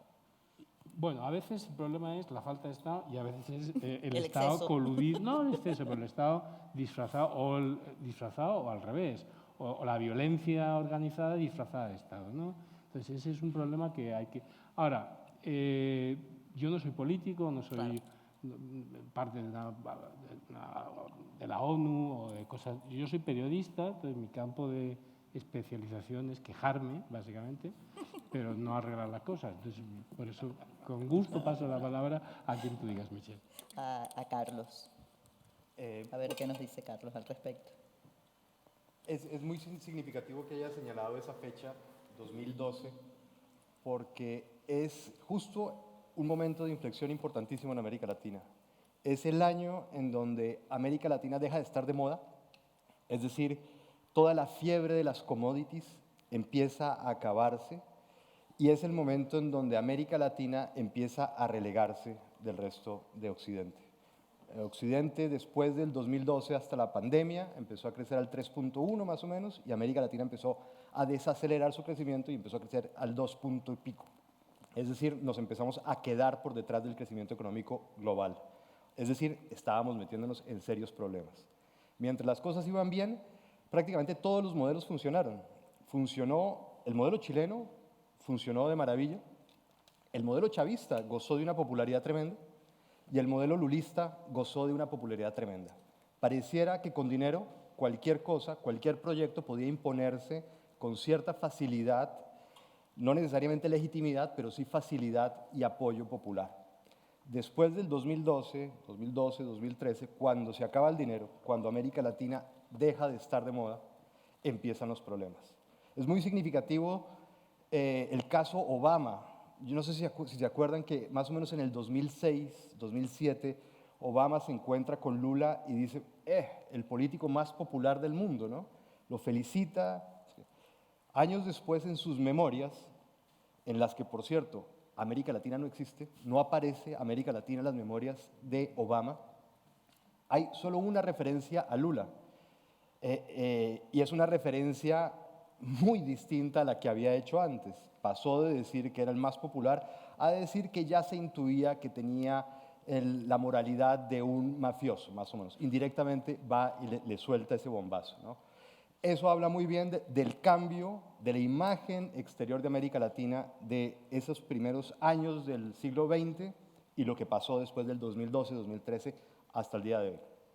Ya nada funciona. El modelo chileno empezó a crear una cantidad de insatisfacciones en la gente. En 2006 la revuelta de los pingüinos, en el 2011 la marcha de los universitarios, después el estallido social. El modelo chavista degeneró ya no en populismo, sino en dictadura. Lo mismo pasó con Nicaragua. El modelo lulista sufrió un tremendo desprestigio a partir de 2013, que empezaron las protestas contra el Mundial, contra Dilma, acabó en impeachment. Y a la larga empezaron, por un lado, a enquistarse los modelos populistas autoritarios en Nicaragua y Venezuela. El modelo chileno, que inspiró a la centroderecha en el continente, empezó a desaparecer prácticamente y hoy en día en Colombia no llegó a la ronda final, a la segunda vuelta de las elecciones, en Chile tampoco llegó. Y en Perú tampoco llegó. Llegaron unas derechas distintas, mucho más radicales y mucho más extremas. En Brasil no está gobernando esa derecha, en Brasil está gobernando una derecha mucho más radical, la de Bolsonaro. La izquierda lulista también se radicalizó y llegó a, digamos, al menos en cuanto a proyectos de candidatura a extremos. Petro y Boric fueron bastante radicales en campaña, ahora se están calmando, pero en campaña fueron bastante agresivos, bastante radicales. Entonces todo el panorama que teníamos antes se desfiguró y estamos en un escenario en donde la polarización es la regla. Nos enfrentamos a candidaturas por lo general de gobernantes supremamente extremos, al menos en la retórica, al menos como estrategia electoral, y que a la hora de llegar al gobierno pueden ser un reflejo de lo que eran en campaña. Esto se está viendo sobre todo en Centroamérica. Es decir, en Centroamérica la radicalidad en el discurso se refleja en radicalidad de las políticas, sobre todo en un ataque sostenido contra la prensa. En Guatemala, Yamatei ataca al periódico. En Nicaragua, ni hablar de lo que está pasando con la prensa. En El Salvador, Bukele está atacando fuertísimamente al Faro. Es decir, hay un ataque decidido a la libertad de expresión porque son finalmente los periodistas los que pueden hacer de contrapoder y deslegitimar en la opinión pública a estos gobernantes. Por otro lado, se está incurriendo en una práctica populista que siempre degenera en autoritarismo, que es atacar el sistema judicial, ¿no?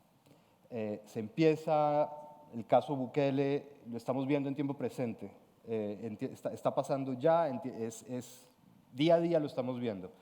Un ejecutivo muy fuerte, muy poderoso, que después gana unas elecciones y llena la asamblea legislativa de partidarios y aprovecha cualquier tecnicismo, cualquier estupidez, cualquier tecnicismo para emprender un ataque brutal contra el Poder Judicial. Bukele en el 21 había destituido a 5 jueces y 4 suplentes de la Sala Constitucional de la Corte Suprema. Los había votado y reemplazado por títeres y ahora puede presentarse a la reelección. Es decir, el guión populista se está cumpliendo a la perfección. Fue lo que hizo Perón entre el 46 y el 49. Lo hizo exactamente igual. Y una vez tenga garantía de reelección continua y una amplia popularidad, va a poder hacer lo que sea. Los derechos humanos, la libertad de prensa, desde luego empiezan a estar en riesgo permanente. Ya lo están, es decir, ya lo están. La situación con las detenciones arbitrarias a cualquier persona que tenga tatuajes, a cualquier persona que mire mal a un policía en El Salvador, son alarmantes, ¿no? El resultado de todo esto, tal como va, es que Centroamérica va a ser otro nicho de autoritarismo tremendo, de izquierda y derecha, da igual. El guión es exactamente lo mismo, igual, y se justifica en los mismos términos. ¿Qué decía Ortega cuando empezó su deriva autoritaria? La democracia burguesa y el pluripartidismo es una imposición colonial que nos impone Occidente para dividir a nuestros pueblos. Eso lo dijo Ortega. ¿Y qué dijo Bukele ahora para justificar su reelección? Por fin estamos encontrando nuestro propio camino sin interferencia de los poderes internacionales. Es decir, apelan exactamente a lo mismo, justifican su autoritarismo en función de los mismos argumentos y es, estamos emancipándonos del poder del norte, el poder imperial, lo que sea. Eso finalmente termina siempre en lo mismo, justificar a un caudillo autoritario. El panorama es, por lo tanto, bastante complicado. Bueno, me parece que es muy interesante, digamos, el que tú nos hagas pensar en el 2012 y tal vez en el conjunto de años desde el 2000, es decir, en este siglo. Y es quizá, digamos, la parte más trágica de lo que ha pasado con América Latina a lo largo de los últimos años. No estamos otra vez, como decía Javier, hablando de los regímenes dictatoriales autoritarios del siglo XX, sino que el siglo XXI parecía, en prácticamente todas las naciones, que iban a ser una época de cambio y por fin de innovación y de modernización y al mismo tiempo de mayores libertades y de una situación que se percibía con esperanza.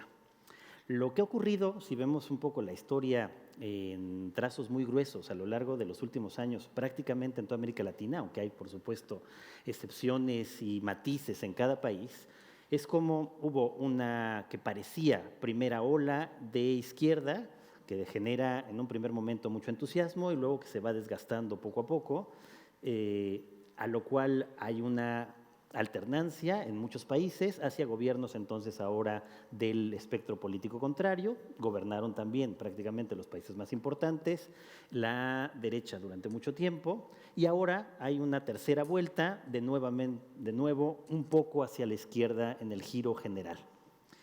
Pero lo que podemos comprobar, digamos, y eso es quizá, insisto, lo más trágico, es que la historia de América Latina siempre había aparecido, con esta carga histórica que además Carlos relata también en su libro, en el peso de una construcción que siempre estuvo hecha por unas élites que diseñaron y construyeron completamente los países para servir solamente a unos pocos, fingían que había Estado de Derecho, creando toda una serie de mecanismos que aparentaban que estos países tenían ciertas condiciones legales generales.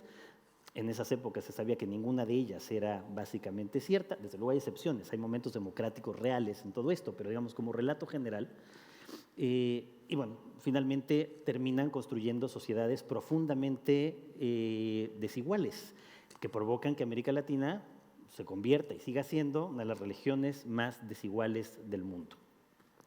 Y luego llegamos al siglo XX, a este relato en el que estamos, en donde, primero, una enorme cantidad de gobiernos de izquierda, populistas o no, prometen que van a cambiar justamente esa situación de desigualdad. Hay un momento de esperanza y luego, en prácticamente todos los casos, no hay ningún cambio en las reglas mismas de este sistema heredado desde muy atrás. Vuelve a haber una alternancia, gobiernos de derecha que intentan decir que van a corregir lo que esos gobiernos de izquierda no hicieron y esos gobiernos de derecha también fracasan igualmente y siguen protegiendo los mismos intereses que existían desde antes. Vuelve a haber un cambio, otra vez a muchos países de izquierda, y vuelve a ocurrir otra vez lo mismo. O sea, parecería que la impresión que da es que ninguna de las élites latinoamericanas, ni aquellas que se proclaman de izquierdas, ni aquellas que se proclaman de derechas, se han preocupado a lo largo de todo el siglo, y en realidad desde los últimos años del siglo XX, de transformar realmente, estructuralmente, esas condiciones de desigualdad ya heredadas. O sea, lo hacen en el discurso, como decía Javier Carlos, todo el tiempo, sea un discurso hacia un lado, sea hacia el otro, sea populista o sea liberal o incluso sea democrático, pero al momento de la llegada al poder es como si las fuerzas que siempre provocaron que América Latina estuviera construida siempre para unos pocos, se mantuviera construida para esos mismos pocos. Y para que esas clases políticas, no importando el sesgo, se corrompieran igualmente, y ahí Odebrecht es como la marca que enseña cómo América Latina, en efecto, es un todo en donde se puede corromper a las clases políticas de cualquier país sin importar el partido y sin importar la orientación ideológica, simplemente con dinero. Bueno, pues parece que esas mismas élites, no importa la ideología que proclaman, ni el discurso redentor o democrático que esgriman, en cualquier caso no son capaces nunca de transformar esas condiciones estructurales que sobre todo hacen que América Latina, insisto, sea la región más desigual del planeta, y eso debido a que la construcción en la mayor parte de los casos, no en todos, hay excepciones notables, pero en la mayor parte de los casos hacen que o el Estado de Derecho realmente no existe, o el Estado de Derecho está profundamente limitado precisamente por esos factores reales de poder. Javier lo decía, digamos, de otras maneras, ¿no?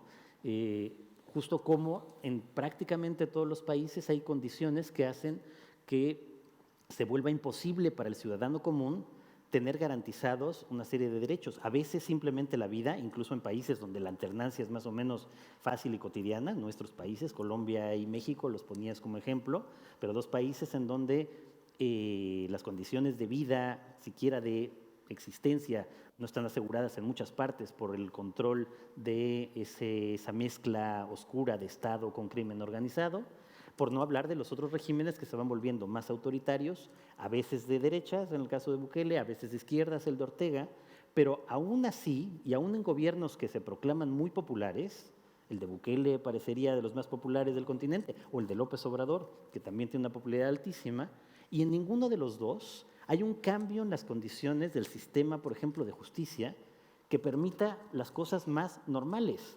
Es decir, que el Estado de Derecho garantice que esa desigualdad disminuya. Entonces, mientras estas élites que nos han gobernado a lo largo de todo este tiempo se sigan comportando igual, es decir, con discursos redentores, ya sea de que van a cambiar todo, sobre todo de izquierda populista, y luego al llegar al poder solamente se vuelven más autoritarios, o de derecha, cuyo discurso redentor es vamos a eliminar todo lo que hicieron estos de izquierda porque solo hicieron un desastre y nosotros lo vamos a arreglar, pero tampoco lo arreglan, sino que siguen conservando las mismas condiciones, pues América Latina no va a mejorar en ningún sentido. O sea, creo que sí es un problema no solo de qué partidos gobiernan, no solo de la alternancia, que en la mayor parte de los países la ha habido, sino de que incluso en condiciones democráticas y de alternancia no son capaces los países ni sus élites de realmente crear estados de derecho para todos.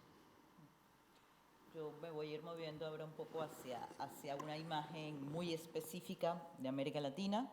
Yo no he hecho las presentaciones pertinentes porque creo que no son necesarias, pero ya han escuchado a Jorge hablando. El tema del poder y de la violencia atraviesa toda su obra, tanto narrativa como ensayística, incluso yo diría que obra de teatro. Javier, pues ya lo deben saber también, ha sido director del País en 2 oportunidades, pero está sentado aquí al lado mío porque ha sido uno de los fundadores de lo que es hoy en día la sección de América en el País, que comenzó como una redacción, digamos, paralela en América Latina, que tenía su sede en México. Y Carlos Granés está aquí porque es ensayista y antropólogo y acaba de publicar hace poco, este año o finales del año pasado, en todo caso, un ensayo bastante extenso llamado Delirio Americano, en donde estudia las tensas relaciones entre la cultura y el poder. Yo he hecho estas presentaciones así a vuelo de pájaro porque voy a volver a viajar en el pasado hacia el año 2008, el año en que Jorge publica su libro El insomnio de Bolívar, 2009, no 2008. El insomnio de Bolívar habla de 4 consideraciones introspectivas, a ver si lo pronuncié bien. Yo creo que es uno de los ensayos más creativos. Si bien el de Carlos es muy extenso, el de Jorge es uno de los más creativos para mirar la situación latinoamericana, por lo menos la situación de aquella época. Y estoy haciendo esta larga introducción porque me interesa situarme en un momento, creo que es la tercera consideración introspectiva, que Jorge la utiliza para poner la luz cenital sobre los autócratas latinoamericanos, y voy a tratar de establecer un puente con Delirio Americano como debe ser.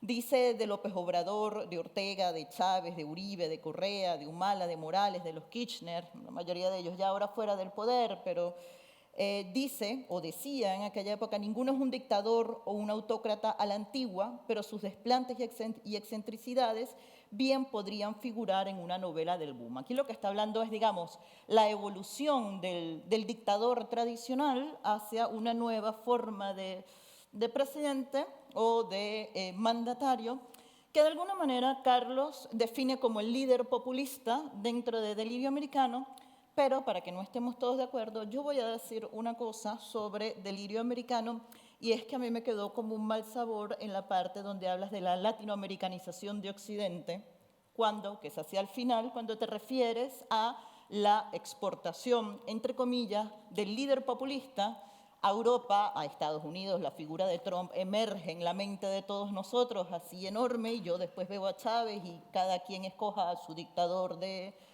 costumbre.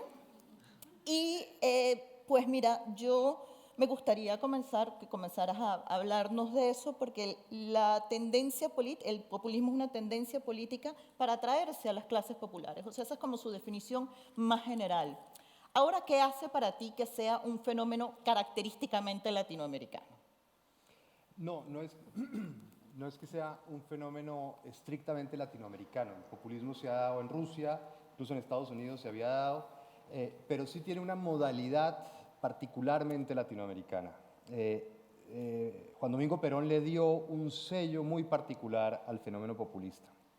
Perón fue era un tipo muy inteligente, muy perceptivo, y en 1945, a pesar de que él venía de una tradición filofascista, se da cuenta de que después de la Segunda Guerra Mundial el fascismo está totalmente deslegitimado. Ningún caudillo autoritario puede enorgullecerse de ser un nacionalista que tiene a Mussolini como referente. Y en América Latina todos los caudillos estaban muy orgullosos de ser el Mussolini guatemalteco, el Mussolini hondureño, orgullosísimos, era su referente. Hasta Getulio Vargas se enorgullecía de tener como referente a Mussolini. Después del 45 eso es imposible, el fascismo está totalmente legitimado. Les toca inevitablemente convertirse en demócratas. Quieranlo o no, la única manera de permanecer en política, de aspirar a cargos de gobierno, de ser alguien en la vida pública, es siendo demócratas. ¿Significa eso que se han convertido en demócratas? No, desde luego que no, es imposible. Es decir, de la noche a la mañana un filofascista no se convierte en demócrata, simplemente sabe que tiene que jugar el juego democrático. Eso supone conquistar el afecto popular, ¿no? Conquistar mayorías para presentarse a las urnas y tener un triunfo democráticamente impecable. Y es lo que hacen, por lo general, todos los populistas. Basándose en distintos triquiñuelas, ¿no? Hoy en día el uso de las redes lo facilita mucho. Hoy en día la fácil exposición de un desconocido ante multitudes, gracias a las redes, a esos espacios virtuales, y gracias a determinadas estrategias que son casi que artísticas y performáticas, ¿no? El escándalo, la provocación, como Bolsonaro, votar el impeachment de Dilma Rousseff apelando a la memoria del militar que la torturó, digamos. Eso hizo que un capitán oscuro y mediocre, totalmente desconocido, se convirtiera en alguien conocido, por motivos terribles, pero conocido. Entonces, todo ese tipo de estrategias han permitido que de la noche a la mañana surjan personajes en la política que arrastran ciertos sectores de la población. Su función es polarizar, y crear un nosotros, ¿no? ¿Cómo se crea ese nosotros o cómo se crea ese pueblo? Sencillamente encontrando un enemigo. Es muy fácil encontrarlo afuera o adentro, ¿no?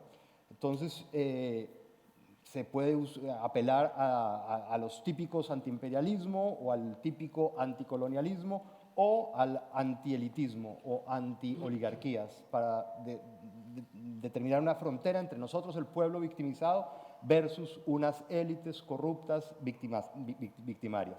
Esa es la estrategia fundamental. Es muy simple, es casi que de manual, pero es muy efectiva, es muy efectiva. Se ha repetido poco a poco en Europa. Se inventó una categoría que permitió que ese discurso antiimperialista cuajara en Europa con mucha facilidad, que es la de sur global.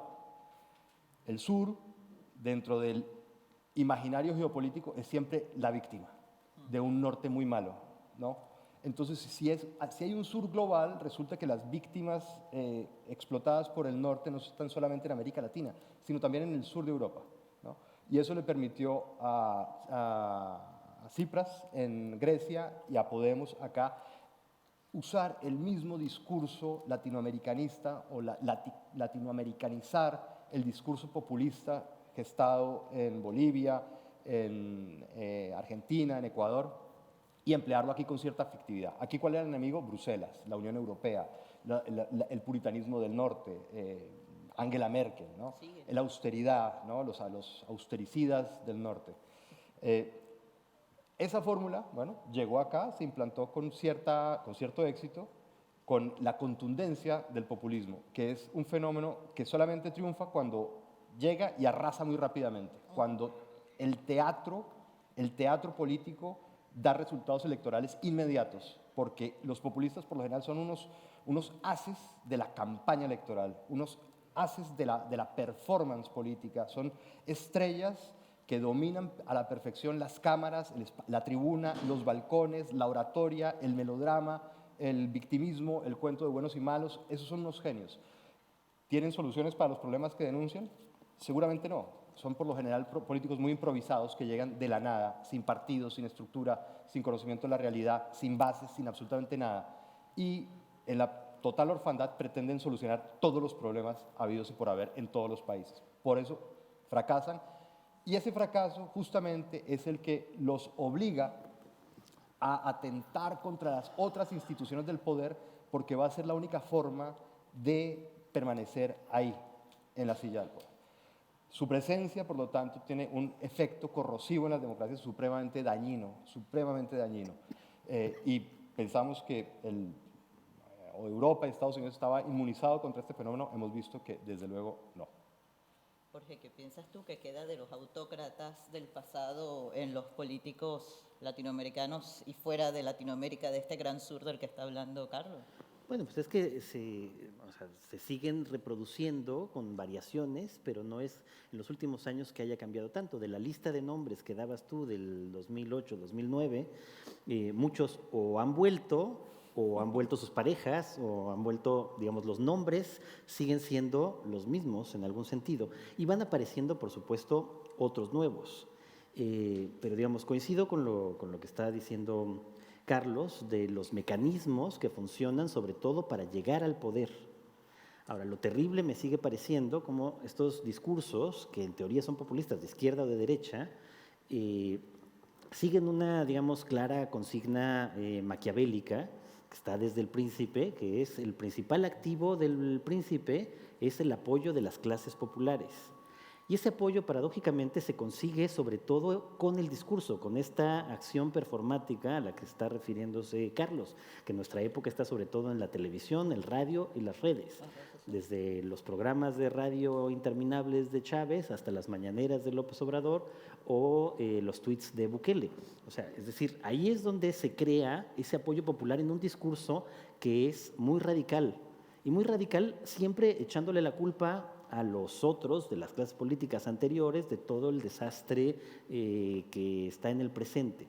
Ahora, una vez que, muy maquiavélicamente otra vez, una vez que llegan al poder, mantienen el discurso para conservar el apoyo popular, pero no hacen nada de lo que dijeron que harían, porque en efecto, muy pocas veces tienen soluciones a los problemas que identifican muy claramente, a veces son muy buenos para identificarlos, pero nunca para resolverlos, y sobre todo porque una vez en el poder, lo único que quieren es mantenerse en el poder.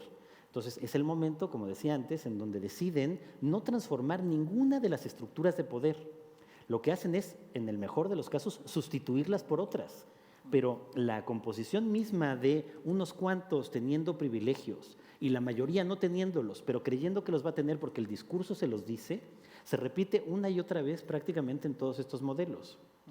Sean los más suaves, digamos, ¿verdad? De López Obrador, a otros casos, a los más radicales y duros que van hacia Ortega o Chávez y luego Maduro, ¿no? Es decir, se repite otra vez esa misma operación en donde no hay en ningún caso, lo decía antes, un verdadero cambio en el sistema, solo una sustitución de unas élites por otras. Javier, ¿tú sientes la latinoamericanización de Europa? Eres el representante aquí de España, sí, por favor. Yo por eso iba a intervenir y creo que va a ser la única discrepancia de la noche. Muy bien. Porque yo discrepo de la tesis de Carlos, que efectivamente a mi libro me gustó mucho, llegué ahí y eso me chirrió un poco. En fin, y aquí voy a ejercer de eurocentrista. En fin, para populismos, demagogias, desastres, en Europa no bastamos y nos sobramos. Quiero decir, no hay que más que remontarse a los años 20 y 30 del siglo pasado. Está todo inventado desde que se inventó la radio, probablemente desde antes, final del XIX. Es decir, creo que realmente a populistas, en fin, hizo falta 2 guerras mundiales, decenas de millones de muertos para poner un poco de orden en esta santa casa que es Europa, ¿no? Entonces, yo creo que, por desgracia, el populismo y la demagogia y el mal gobierno pues no se ha inventado ni hace poco ni en América Latina. Se ha inventado, pues supongo que desde los tiempos de Jesucristo y en eso seguimos. Lo que sí que creo que es interesante es preguntarse, y ahí empalmo un poco con lo que ha dicho antes también Jorge, de los fracasos, ¿no? Tú también has hablado de los fracasos de todos los modelos, les vaya como les vaya. Yo no me quiero perder en por qué fracasan los modelos.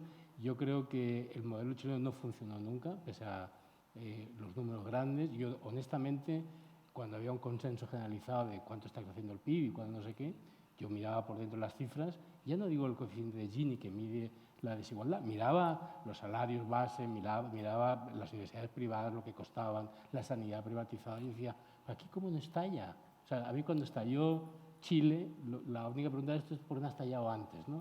Y bueno, los demás sí, efectivamente, cuando se les acabó la lana, pues se acabó el cuento, ¿no? Pero volvemos a lo del... Entonces, cuando fracasa eso, como decía Jorge, surgen los populismos, ¿no? Pero eso ha pasado en todas partes. Yo creo que la pregunta que habría que hacerse y que yo quiero hacerme en algún momento, más profundidad en este debate, es cuáles son las dificultades estructurales y específicas en América Latina para que esto sea peor, más grave, más largo y lo que sea.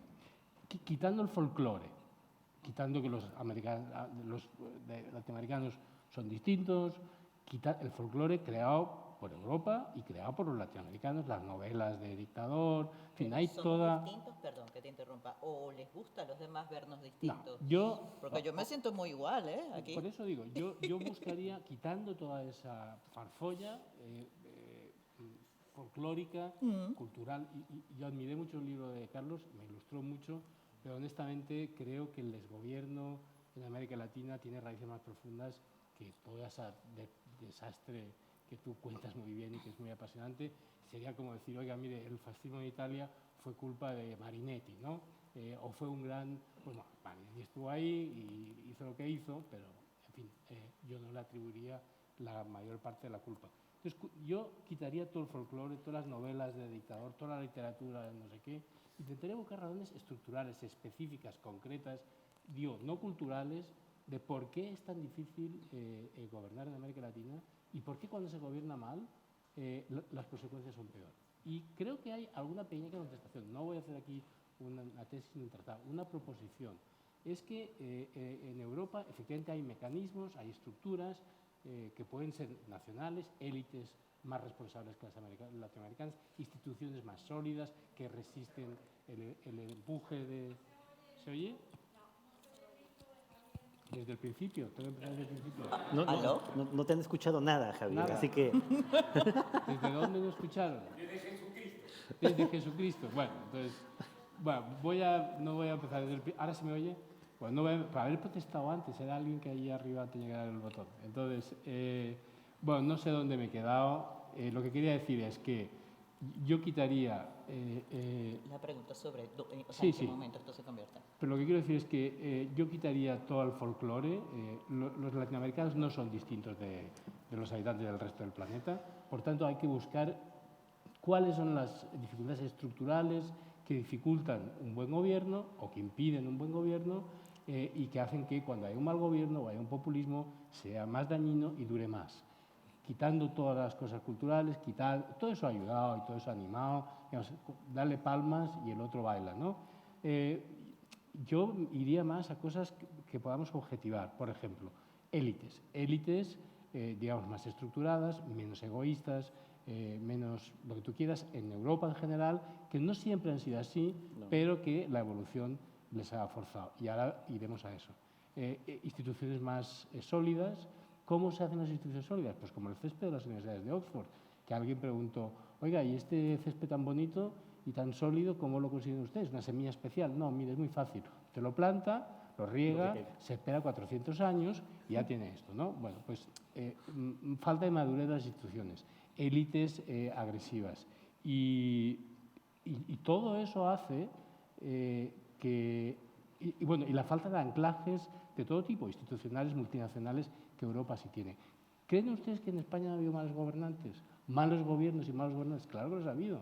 Pero este país pertenece a algo que se llama la Unión Europea, que pone unos límites, que te sostienen en los momentos de crisis, tu moneda no está sola en los mercados, en fin, hay una serie, o sea, malos gobiernos y populismos, efectivamente, los hay en todas partes. Ahora ya es un fenómeno muy generalizado.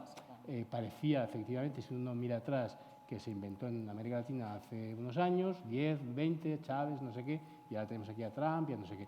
Pero si miras más para atrás, y no quiero decir nombres, el innombrable y 3 o 4 más, no quiero volver a los años 20 y 30, aquí ha habido malos gobiernos.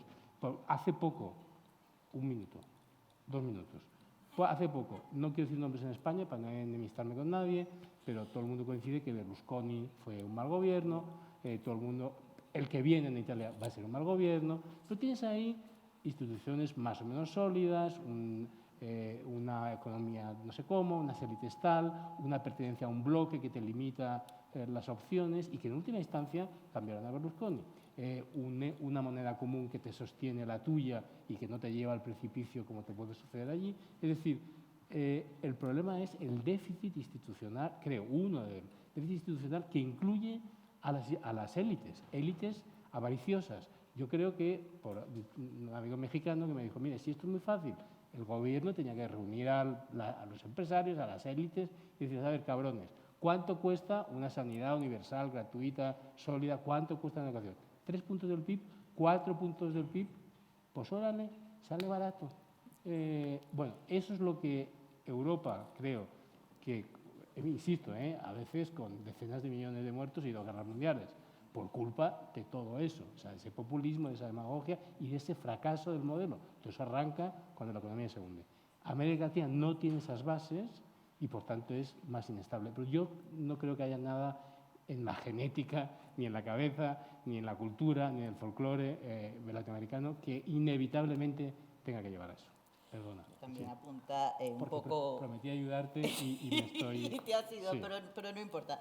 Tampoco Carlos apunta propiamente eso, luego cierra bastante genéricamente, creo que el cierre sobre la muerte de Castro es una maravilla, pero yo me voy a tomar, ya estamos sobre la hora, pero yo me voy a tomar la libertad de cerrar esta mesa con una pregunta muy puntual, porque no quiero que nos vayamos así corriendo. Yo creo que ha sido una mesa bastante bonita, que todos han hablado su punto de vista como han querido, pero... A mí me interesa traerlo hasta el año 2022, hasta el 2022, ya que hemos hecho un recorrido de 10 años, pues traerlo al presente, a una coyuntura que estamos viviendo en Europa, pero también en América Latina y en el mundo, que tiene que ver con la guerra de Ucrania. Y por favor, vamos a tratar de ser súper concretos, porque el colapso del sistema alimenticio, el aumento de la inflación es algo que afecta a todo el mundo, pero hay ciertas voces que aparecen por allí en América Latina, porque América Latina es... hay países petroleros como Venezuela, como Colombia, como México, hay otros más, pero también es un poco la despensa del mundo, exporta mucha materia prima y pues con la falta, con la aridez que se supone que va a venir ahora en invierno, pues hay alguna fantasía de que esta necesidad de materias primas va a traer alguna especie de bonanza coyuntural en la América Latina. Lo que quiero saber es si ustedes piensan que eso es así. Me gustaría que comenzara Jorge, luego Javier y cerramos con Carlos.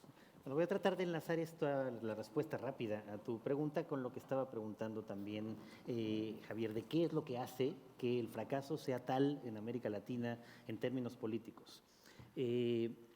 Independientemente, ahí sí un poco al contrario de lo que decía Carlos, independientemente de épocas de bonanza que hacen que las cosas sean un poco más sencillas, luego hay siempre épocas de crisis que hacen que sean mucho más difíciles, pero ni en ninguna de las dos hay un cambio drástico en lo que está pasando en América Latina. Se alivian ciertas cosas con esas bonanzas y a veces benefician a los líderes en turno, sean autoritarios o democráticos, o a veces benefician a los que están en el otro extremo. Pero más allá de eso, la respuesta a la pregunta que hacía Javier de por qué aquí no podemos crear estas instituciones democráticas que garanticen una mayor redistribución de la riqueza y que por lo tanto creen un verdadero Estado de Derecho, creo que tiene que ver, sí, no con un folclore ni con una cuestión genética, pero sí con una cierta tradición, que es la de que las élites siempre crearon las leyes para enmascarar sus propios intereses. O sea, la construcción legal de América Latina, desde la época colonial, luego durante todo el siglo XIX, y luego de nuevo todo el siglo XX, y seguimos en lo mismo, son grupos de poder, élites, que tienen una mirada muy corta hacia el futuro, que no tienen casi límites una vez que llegan al poder, y que cuando llegan al poder, sí, se encargan de crear sistemas legales que son ficticios. A veces son muy bonitos, a veces los han copiado de todos los lugares posibles, se han puesto de acuerdo, pero en términos reales nunca funcionan porque solo son máscaras que protegen los intereses de unos cuantos. Esos unos cuantos que a veces van cambiando, pero que nunca se convierten en un sistema legal que garantice el Estado de Derecho y, por lo tanto, la democracia, la libertad, etcétera, para la mayoría. Javier, muy puntualmente, ¿tú crees que la guerra de Ucrania representa de alguna manera una oportunidad de inversión extranjera en alguno de los países latinoamericanos?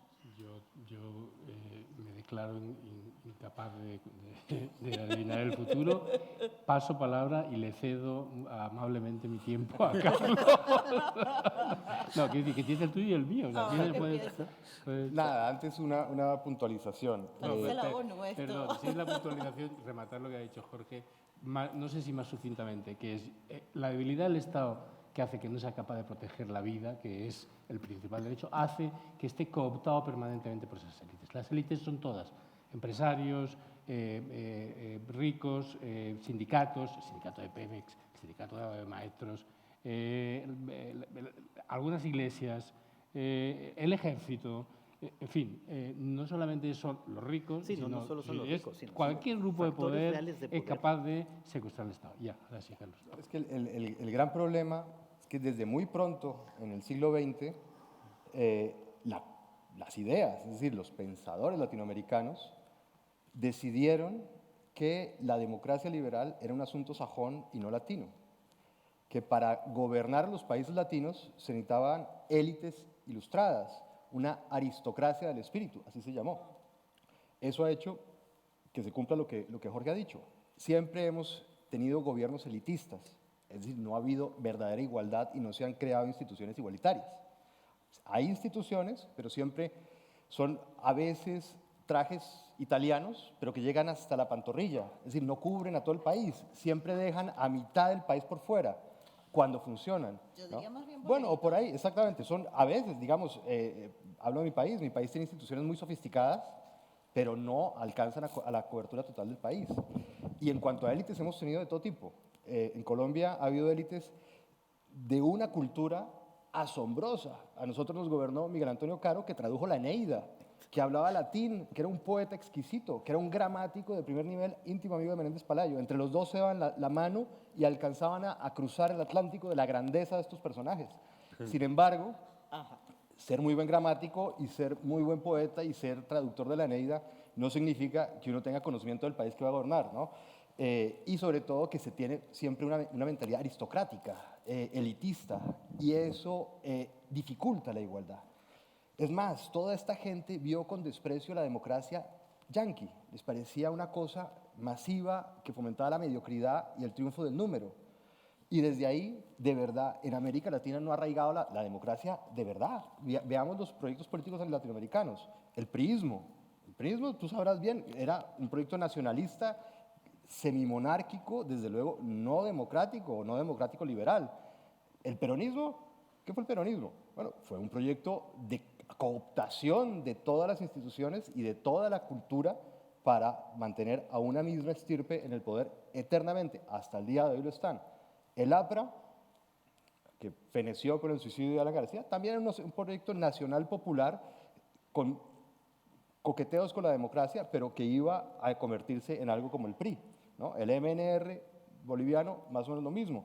Todos estos proyectos en realidad no eran democráticos. Quizás el único, el de José Figueres en Costa Rica, Acción Democrática de Rómulo Betancourt en Venezuela y algún liberalismo colombiano. Pero de resto, los grandes proyectos latinoamericanos, las grandes ideas políticas latinoamericanas han estado reñidas con la democracia. No han sido exactamente proyectos democráticos.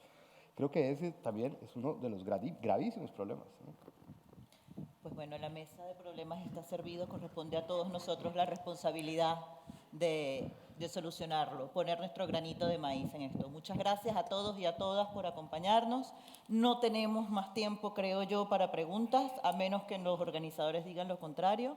Pero bueno, muchas gracias a Javier, a Carlos y a Jorge por estar hoy conmigo. Gracias. Hasta luego.